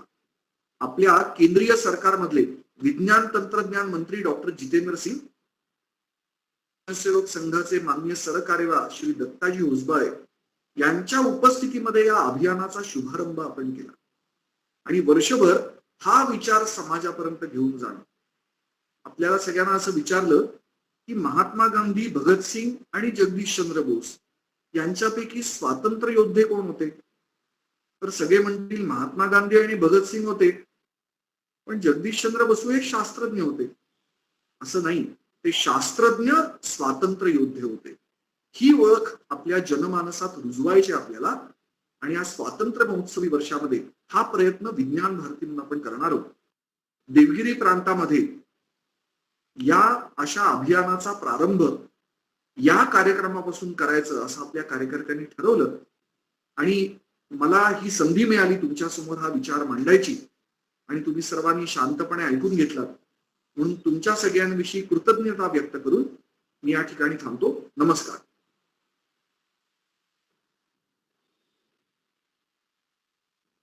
जयंतरावजी, मी जसं प्रास्ताविकात सांगितलं होतं की आपल्या गाढा अभ्यास आणि ओघवत्या वाणीनुसार आपण सर्वांना मंत्रमुग्ध केलेला आहे. स्वातंत्र्याचा संग्राम फक्त राजकीय मंडळीनेच केला असं नसता, त्यामध्ये वैज्ञानिकांचाही खूप मोठा सहभाग होता आणि ही जी संकल्पना आपण सर्वांसमोर मांडलीत, मला आत्मविश्वास आहे, मला सर्वांबद्दल खात्री आहे की हा आपला सगळा जो विचार आहे तो आपल्या युवा पिढीपर्यंत सर्वजण पोहोचवतील आणि त्यांच्यामध्ये एक आत्मविश्वास जागृत होऊन आपण जी विश्वगुरूची संकल्पना मांडलीत त्याचं स्वप्न ते पूर्ण करतील असा मला विश्वास वाटतो. पुनश्च विज्ञान भारती संभाजीनगर तर्फे मी आपले धन्यवाद व्यक्त करतो. यानंतर या कार्यक्रमाचे प्रमुख पाहुणे माननीय श्री प्रमोदजी येवले, कुलगुरू डॉक्टर बाबासाहेब आंबेडकर मराठवाडा विद्यापीठ औरंगाबाद, यांना मी अशी विनंती करतो की त्यांनी आपल्याला सर्वांना मार्गदर्शन करावं. थोडक्यात प्रमोदजी येवलेंचा परिचय मी सांगतो की या विद्यापीठात जे संभाजीनगरच्या डॉक्टर बाबासाहेब आंबेडकर मराठवाडा विद्यापीठामध्ये ते कुलगुरू म्हणून कार्यरत आहेतच. तत्पूर्वी ते राष्ट्रसंत तुकडोजी महाराज विद्यापीठ नागपूर येथे प्रो व्हाईस चान्सलर होते आणि त्याही पूर्वी कवी कुलगुरू कालिदास संस्कृत विद्यापीठ रामटेक नागपूर येथे प्रभारी कुलगुरू म्हणून कार्यरत केलेले आहेत. फार्मसी विभागाचे ते शास्त्रज्ञ म्हणून कार्यरत होतेच आणि सध्या त्यांच्याकडे कुलगुरू मराठवाडा विद्यापीठ औरंगाबाद असं त्यांच्याकडे दायित्व आहे. मी माननीय प्रमोदजींना अशी विनंती करतो व मंडळींना मार्गदर्शन करावं. माननीय श्री प्रमोदजी येवले सर. सर्वांना नमस्कार. आजच्या कार्यक्रमाचे अध्यक्ष ज्येष्ठ स्वयंसेवक माननीय श्री अनिलजी भालेराव सर, आजचे प्रमुख वक्ते ज्यांचं खूप सुंदर विवेचन आपण गेल्या तासभरापासून ऐकतोय ते माननीय जयंतरावजी सहस्त्रबुद्धे, विज्ञान भारती देवगिरी प्रांताचे संयोजक डॉक्टर नितीन अधापुरे आणि या कार्यक्रमाच्या निमित्तानं आभासी पद्धतीने जोडलेले सर्व मान्यवर बंधू भगिनींनो, सर्वप्रथम मी विज्ञान भारतीचं एक हार्दिक अभिनंदन करतो की हा एक वेगळा उपक्रम त्यांनी स्वातंत्र्य दिनाच्या अमृत महोत्सवी वर्षापासून सुरुवात केली आहे. याला 15 ऑगस्टला आपण 74वा स्वातंत्र्य दिन साजरा केला आणि हे वर्ष स्वातंत्र्य दिन अमृत महोत्सवाचं वर्ष म्हणून आपण साजरा करतो आहे. आणि त्या निमित्तानं विज्ञान भारतीने स्वातंत्र्यता आंदोलन आणि विज्ञान हा एक थीम, हा एक विषय वर्षभरासाठी निवडला आहे आणि त्यावरती मी सांगितले की सुंदर विवेचन, अगदी अभ्यासपूर्ण ऐतिहासिक दाखले देऊन भालेराव सरांनी, सहस्त्रबुद्धे सरांनी आपल्या समोर मांडलंय आणि त्याच्यामध्ये अनेक पैलूवरती प्रकाश टाकला. गुलामगिरी, पहिल्यांदा मुघलांची गुलामगिरी होती, 7-7.5 वर्ष आपला देश गुलामगिरीमध्ये राहिला. नंतर इंग्रजांची आली, दोघांच्या गुलामगिरीमध्ये काय फरक होता त्याचं सुद्धा खूप चांगल्या तऱ्हेने विवेचन त्यांनी केलंय. आणि माझ्या तर मते इंग्रजांची जी गुलामगिरी होती ती एक वैचारिक आणि मानसिक गुलामगिरीने त्यांनी आपल्याला ग्रस्त केलं होतं. कधीही आपली बौद्धिक प्रगती त्यांनी होऊ दिली नाही. हा एक इतिहास आहे आणि त्याचे ऐतिहासिक दाखले सरांनी खूप सुंदर रीतीने आपल्या समोर मांडले. आपल्या देशामध्ये अशा अनेक गोष्टी आहेत. आईन्स्टाईनचं एक वाक्य सरांनी बोलून दाखवलं. त्या आईन्स्टाईननी म्हटलंय की भारताने जगाला शिकवलं म्हणजे जी शून्य आहे ती देण ही भारताची आहे. परंतु ह्या गोष्टी पुढे येत नाही आणि जसं सांगण्यात आलं की स्वातंत्र्य संग्रामामध्ये अनेक लोकांनी योगदान दिलं, त्याच्यामध्ये स्वातंत्र्य सेनानी आहेत.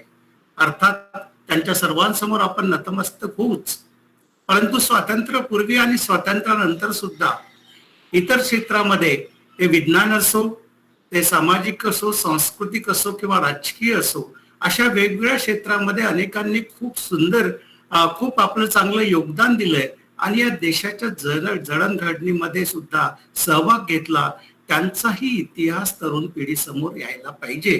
पण दुर्दैवानं तो येत नाहीये. मी सांगितले की अनेक गोष्टी आपल्या देशाने भारताला दिले. जयवंतरावांनी सुद्धा खूप चांगली उदाहरणं दिले. मी एक औषधी निर्माण शास्त्राचा विद्यार्थी आहे, त्यानिमित्त या विषयातलीच काही उदाहरणं, एक दोन उदाहरणं मी आपल्याला सांगतो की भारताने, आपल्या देशाने जे जगाला दिलं ते आयुर्वेदिक शास्त्र, ज्याला आपण आयुर्वेद असं म्हणतोय. परंतु दुर्दैवानं याच आयुर्वेदाचा अपप्रचार आपल्या देशामध्ये होतो. ज्यावेळी आम्ही शिकतोय, ज्यावेळी आम्ही इतर आंतरराष्ट्रीय शोधपत्र सुद्धा बघतोय, असं जाणवतं की आज अमेरिकेमधली जी प्रिस्क्रिप्शन असतात, डॉक्टर जे लिहून देतात, त्याच्यामध्ये 70% औषधी ह्या आयुर्वेदाच्या असतात. आणि आपल्या देशामध्ये मात्र त्याचं प्रमाण 7% सुद्धा नाहीये. असं अजूनही म्हणतायत की आपल्या देशामध्ये जवळपास 15,000 वृक्ष असे आहेत की ज्याला स्लीपिंग जायंट्स म्हणतात, ज्याच्यावरती काहीही संशोधन झालेलं नाहीये. आणि त्या संशोधनाकडे फारसं लक्ष आपणही देत नाही आणि सरकार सुद्धा देत नाही, कारण त्याला अनेक अशा गोष्टी सांगतायत की हर्बल्स, ज्याला आम्ही कॉमनली म्हणतोय हर्बल्स आर हॉरिबल वगैरे अशा प्रकारचं त्याला सेंटेन्स वापरलं जातं. पण यांचा जर शास्त्रोक्त पद्धतीने अभ्यास झाला, जसं हे प्राचीन आयुर्वेदाचार्य आहे, तसंच आधुनिक शास्त्राने जर त्याचा अभ्यास करता आला, कारण आयुर्वेदामध्ये मेन ड्रॉबॅक जो आहे तो स्टँडर्डायझेशनचा असतो. स्टँडर्डायझेशन नसल्यामुळं जसं ॲलोपॅथिक औषधीमध्ये अगदी प्रमाण एवढे मिलीग्राम घेतलं तर असा हा इफेक्ट मिळेल, तसं मात्र निश्चितपणे आयुर्वेदामध्ये सांगता येत नाही. पण त्याचं स्टँडर्डायझेशन करून आपण ते निश्चितच विद्यार्थ्यांसमोर आणू शकतो. अशा प्रकारचं संशोधन आपल्याला आपल्या देशामध्ये होणं आवश्यक आहे. ग्लोबलायझेशन आपण म्हणतोय, ग्लोबलायझेशन जरी हे 91 नंतर ही मुवमेंट आली, मध्ये ग्लोबलायझेशन हे 1000 वर्षापूर्वीच झालेलं आहे, ज्यावेळी तक्षशिला किंवा नालंदा सारख्या विद्यापीठा आपल्या देशामध्ये होती. आणि त्याच्यामध्ये ज्यावेळी आपण त्याचा इतिहास वाचतो, असं कुठलंही शास्त्र नाहीये, अशी कुठलीही डिसिप्लिन नाहीये किंवा असा कुठलाही विषय नाहीये, तो आर्किटेक्चर असो, तो इंजिनिअरिंग असो, तो मेडिसिन असो, ह्युमॅनिटीज असो की सोशल सायन्सेस असो, प्रत्येक ठिकाणी एक चांगलं शिक्षण त्या तक्षशिला किंवा नालंदामध्ये देण्यात आलं होतं. अशा प्रकारचे लिटरेचर अवेलेबल आहे. पूर्ण जग त्यावेळी आपल्या देशाकडे शिक्षणासाठी येत होतं आणि आजही पूर्ण देश, पूर्ण जग एक खूप मोठ्या आशेने आपल्या देशाकडे बघत आहे. आयुर्वेदाचं उदाहरण द्यायचं झालं तर नाडी परीक्षा आपण सुद्धा बघतोय की नाडी परीक्षेने कुठलाही रोग त्या काळामध्ये त्याचं डायग्नोसिस होत राहायचं. कुठे गेली ती नाडी परीक्षा? का त्याचा एक शास्त्रोक्त असा अभ्यास झाला नाही? कारण अनेक सांगतात, सरांनी सांगितलंय की त्यावेळी लिटरेचर किंवा लायब्ररी आपल्या जाळल्या गेल्यात. काही कारण आम्हीही अभ्यासले की एक सिक्रेसी जी मेंटेन केली की त्याच्यामध्ये तो प्रचार होऊच दिला नाही. काही अनेक आजही ट्रायबल एरियामध्ये जर आपण गेलो तर काही ड्रग्ज असे आहेत की त्याचा इफेक्ट त्या कुटुंबापुरताच मर्यादित राहतो, त्याचा अभ्यास त्या कुटुंबापुरताच मर्यादित राहतो, तर प्रसार होत नाही. हे ह्या जगासमोर आणणं आवश्यक आहे. सांगताना जयवंतरावांनी सांगितलं की नैसर्गिक साधन संपत्ती आणि दुसरं जे ह्युमन रिसोर्सेस आहे, त्यामुळे आपली बौद्धिक अशी प्रगती त्यांनी होऊ दिली नाही. एक जे सांगण्यात आलं की काठ गोदामांचं उदाहरण त्यांनी साऊथ मधलं दिलं, मी तसा विदर्भातला आहे, त्यामुळे तिथेही असं जाणवतं की जे काही नैसर्गिक अशी साधन संपत्ती होती, जसं विदर्भातल्या यवतमाळ, अचलपूर वगैरे या भागामध्ये कापूस खूप पिकतो, तर त्या जिथे जिथे तो पिकतो तिथेपर्यंत अजूनपर्यंत रेल्वे लाईन्स पडलेल्या आहेत. आता काही त्याच्यात उपयोगातही नाहीये, परंतु अशा प्रकारची दळणवळणाची साधनं त्यांनी निर्माण केलीत आणि आपल्या देशाचा उपयोग फक्त नैसर्गिक साधन संपत्ती ही वापरून कमर्शियलायझेशन त्याचं केलं. आणि अर्थात एक मोठ्या लोकसंख्येचा देश असल्यामुळं लेबर प्रॉब्लेम तर इथे नव्हताच, त्यामुळं लेबर इथलं, नैसर्गिक साधनं इथलं आणि त्याच्यावरती त्यांनी अमाप अशी संपत्ती जमा केली आणि असे हे इंग्रज आपल्याला गुलामगिरीमध्ये, मानसिक गुलामगिरीमध्ये सोडून गेले. अशा याला जसं एक विज्ञान भारतीचा एक संकल्प आहे की असे जे शास्त्रज्ञ आपल्या देशामधले आहे, सांगण्यात आलंय जगदीशचंद्र बसू असो, प्रफुल्लचंद्र राय आहे, सत्येंद्रनाथ बोस आहे, मेघनाद शहा आहे, सी व्ही रमणजी, होमी भाभा, विक्रम साराभाई, अशा अनेक शास्त्रज्ञांची आपल्याला उदाहरणं देता येईल. यांचं जे वर्क आहे, यांचं जे शास्त्र एक संशोधन आहे, ते नवीन पिढी समोर आणणं आवश्यक आहे.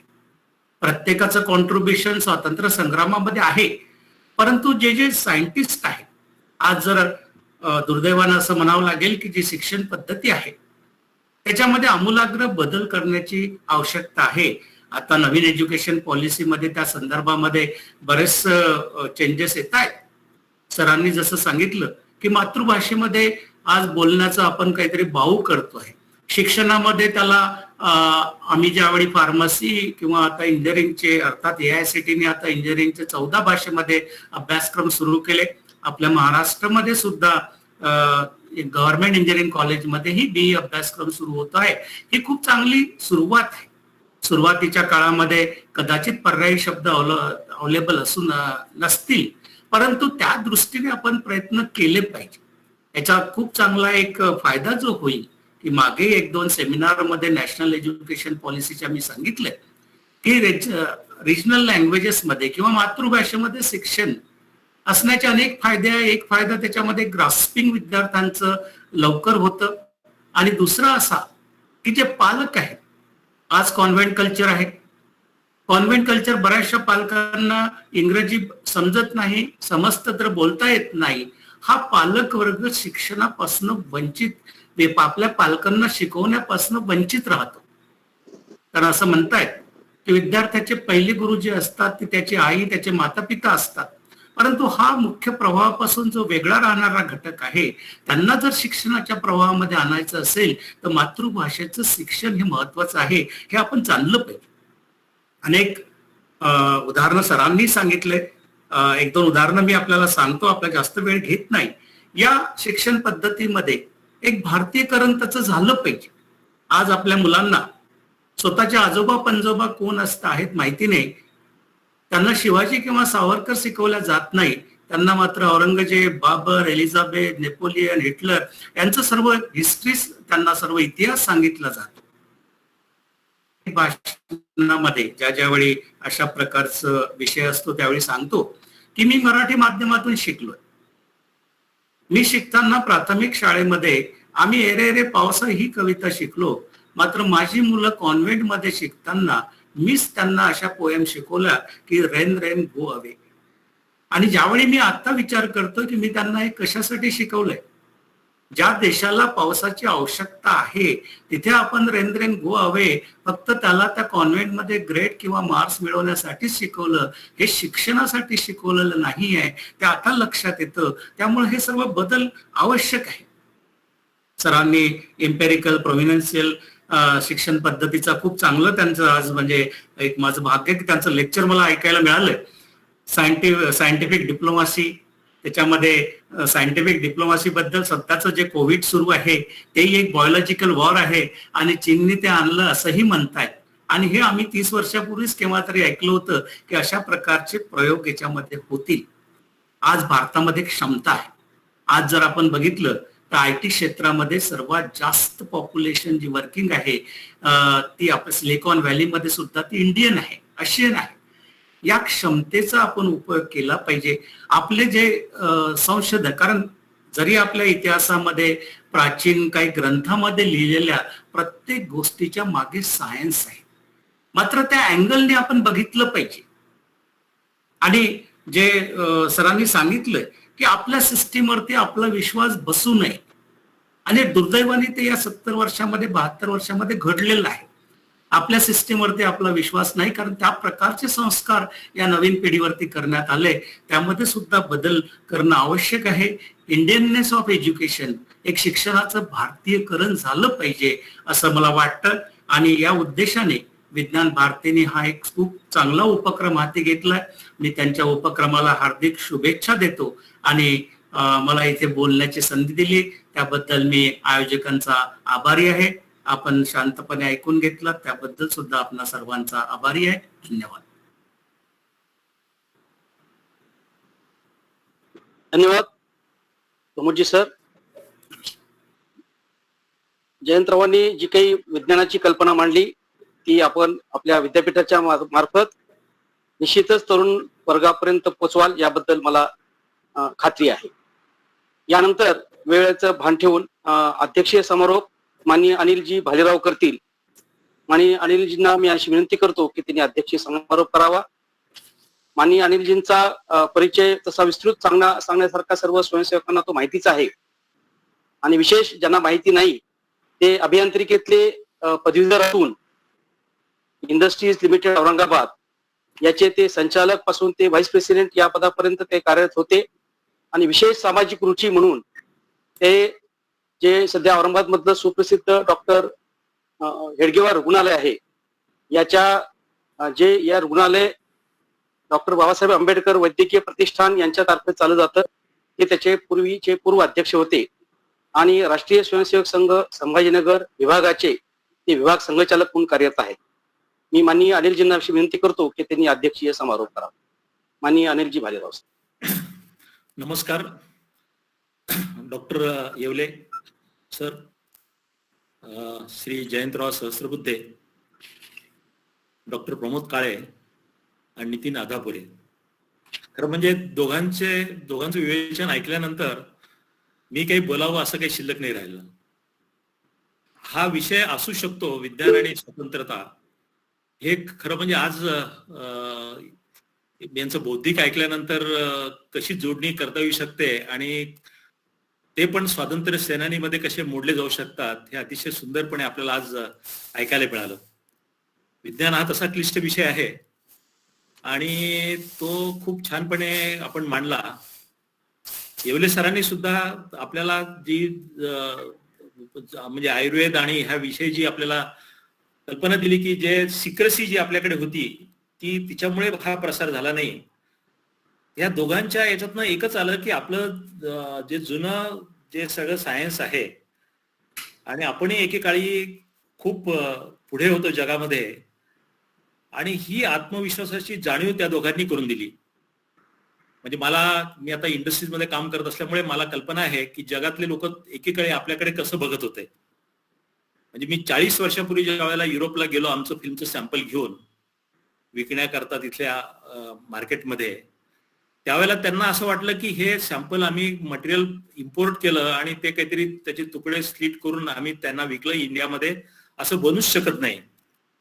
त्याकरता तिथली लोक इथे प्लांट बघायला आली आणि जेव्हा त्यांनी बघितलं की एका थर्ड वर्ल्ड कंट्रीमध्ये अशा प्रकारचं मॉडर्न उत्पादन होतं आहे, मला असं वाटतं की आपण खूप प्रयत्न केले तर आपण जगामध्ये आपल्या देशाचा माल हा चांगल्या प्रतीचा तयार करून आपण हा एक्सपोर्ट करू शकतो. हे गेल्या 40 वर्षामध्ये मी दाखवून दिलेलं आहे, आम्ही दाखवून दिलंय.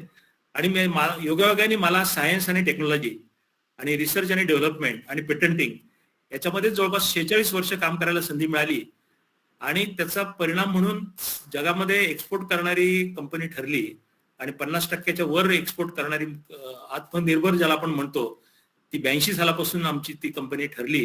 याचं मला खरंच संधी मिळाली आणि एक असं लक्षात आलं की आपले भारतीय इंजिनियर्स आणि भारतीय शास्त्रज्ञ हे मनात आणलं तर काहीही करू शकतात.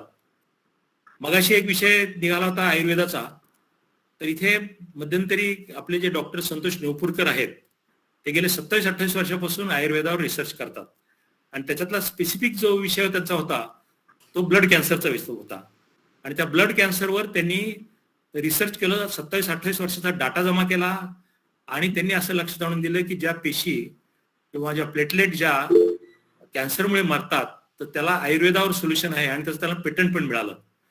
तर अशी कितीतरी उदाहरणं मगाशी सांगितल्याप्रमाणे की मॉडर्न सायन्स आणि जुनं आपलं आयुर्वेदिक सायन्स या दोघांची सांगड घालून आपल्याला जगासमोर जर आणलं तर मला असं वाटतं की त्याचा ऍक्सेप्टन्स हा नक्कीच वाढू शकेल. तर आजच्या ह्या कार्यक्रमामध्ये कृतिका तुपकरीने पण अतिशय सुंदर गीत गायलं, निवेदन पण छान झालं आणि आपल्या सर्वांना मी असं म्हणेल की ही एक मेजवानीच होती असं मी म्हणेल. आणि अशा प्रकारचे जे वर्षभर कार्यक्रम चालणार आहेत त्या सगळ्या कार्यक्रमाला माझ्या शुभेच्छा. आज संयोजकांनी मला बोलून या दोघांचे जे भाषणं आहेत ते ऐकण्याची संधी उपलब्ध करून दिली त्याबद्दल मी त्यांचे आभार व्यक्त करतो. आणि हा लांबलेला कार्यक्रम आणि लांबलेलं माझं जे बोलणं आहे ते मी इथे थांबतो आणि आपली रजा घेतो. धन्यवाद. धन्यवाद अनिलजी. आपलं नेहमीच वेळोवेळी मार्गदर्शन होत असतं. विज्ञान भारतीलाही असंच आपलं मार्गदर्शन राहील आणि विज्ञान भारतींची वाटचाल या वर्षभरामध्ये अशीच होईल. असेच नवीन नवीन उपक्रम आम्ही हाती घेऊ असा मी आपल्याला विश्वास देतो. धन्यवाद. यानंतर कार्यक्रम परत लांबलेला आहे. माननीय सतीश कुलकर्णी यांना मी अशी विनंती करतो की त्यांनी आज आभार व्यक्त करावे.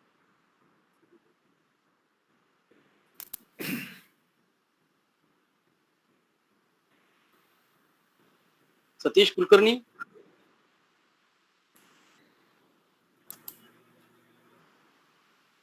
हॅलो, आवाज येतोय? हा येतोय. हा. स्वातंत्र्याचे अमृत महोत्सवी वर्ष विज्ञान भारती देवगिरी प्रांतातर्फे आपण स्वतंत्रता संग्राम आणि विज्ञान अभियान या अंतर्गत आपण आज प्रारंभाच्या निमित्ताने एकत्र झालेला आहे. कमी वेळामध्ये मी आभार मानणार आहे. खरं म्हणजे आज आपल्या या कार्यक्रमासाठी उपस्थित असणारे सगळे महानुभाव ही सगळी आपलीच मंडळी आहे. पण केवळ एक उपचार म्हणून त्यांचा मी प्रांतातर्फे विज्ञान भारती आभार मानणार आहे. आपले अध्यक्ष माननीय संघचालक अनिलजी भालेराव यांनी खूप चांगल्या उदाहरणाने या अध्यक्षीय समारोप केला आणि पूर्ण वेळ या कार्यक्रमामध्ये उपस्थित होते. खूप खूप आभार. प्रमुख पाहुणे डॉक्टर प्रमोदजी येवले आपले विद्यापीठाचे कुलगुरू. त्यांनी म्हणजे वेगळा विषय पण जो आपला अपेक्षित विषय होता तो आयुर्वेदाचा आपल्या काही कल्पना स्पष्ट केल्या त्याबद्दल त्यांचे सुद्धा खूप खूप आभार. ते जयंतराव तडकरे म्हणजे विज्ञान भारतीचेच आपले संघटन मंत्री आहेत. त्याने एक अतिशय सुंदर विवेचन केलं. म्हणजे आधुनिक विज्ञानाचा बागोलबुवा उभा करून आपलं सगळं देशाचं जे स्वातंत्र्य आहे ते स्वातंत्र्य कसं गर्भगळीत केलं आणि संपुष्टात आपलं संस्कृती संपुष्टात आणली. पुन्हा एकदा आधारे विश्वगुरु व्हायचा आहे आणि म्हणून हा जो अभियान आपण राबवणार आहे त्याच्याबद्दलची खूप चांगली उदाहरणं देऊन आपला या जयंतरावने मार्गदर्शन केले. कृतिका खूप शिकलं आणि जी अनेक मान्यवर या कार्यक्रमाच्या निमित्ताने उपस्थित होते या सगळ्यांचे देवगिरी प्रांत विज्ञान भारतीतर्फे मी खूप खूप आभार मानतो. धन्यवाद सतीशजी. यानंतर मी सर्वांचे पुनश्च धन्यवाद मानतो प्रमुख आणि हा छोटीशी सूचना फक्त द्यायची होती. सांगा. सर्व उपस्थितांकडून एक आपलं हे जे अभियान आपण राबवणार आहोत तर त्या अभियानासाठी सर्वांचं सहकार्य आपल्याला अपेक्षित आहे. आणि त्यासोबतच सर्वांचा नंबर आपल्याला घेतलेले चॅटबॉक्स मध्ये आपण तर सर्वांना एक आपण गुगल फॉर्म पाठवूयात. त्याबद्दल अभिप्राय सर्वांचा आपल्याला अपेक्षित आहे. तर सर्वांनी त्याबद्दल सहकार्य करावं अशी एक छोटीशी विनंती. धन्यवाद. ओके.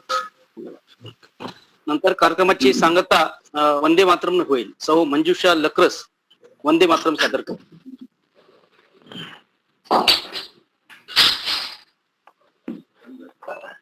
सौ मंजुषा लक्रस.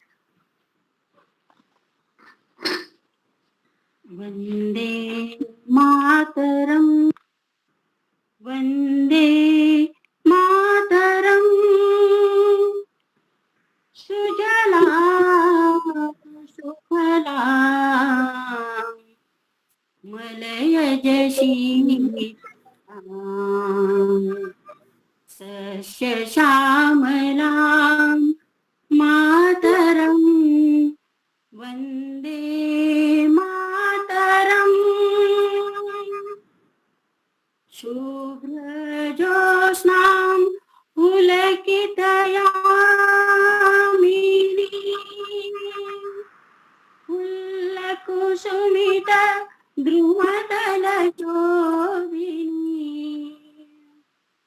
सुहासिनी सुमधुरभाषिणी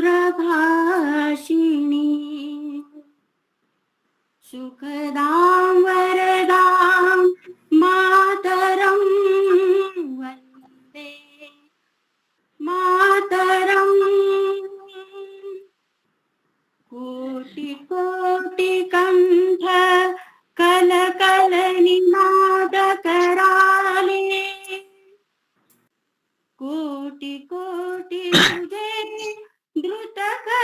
घरवाले अबला के नमात बले बहुबल धारिणी नमामि तारिणी रिपुदल वारिणी मातरं वन्दे मातरम् त्वं हि दुर्गा दश प्रहरण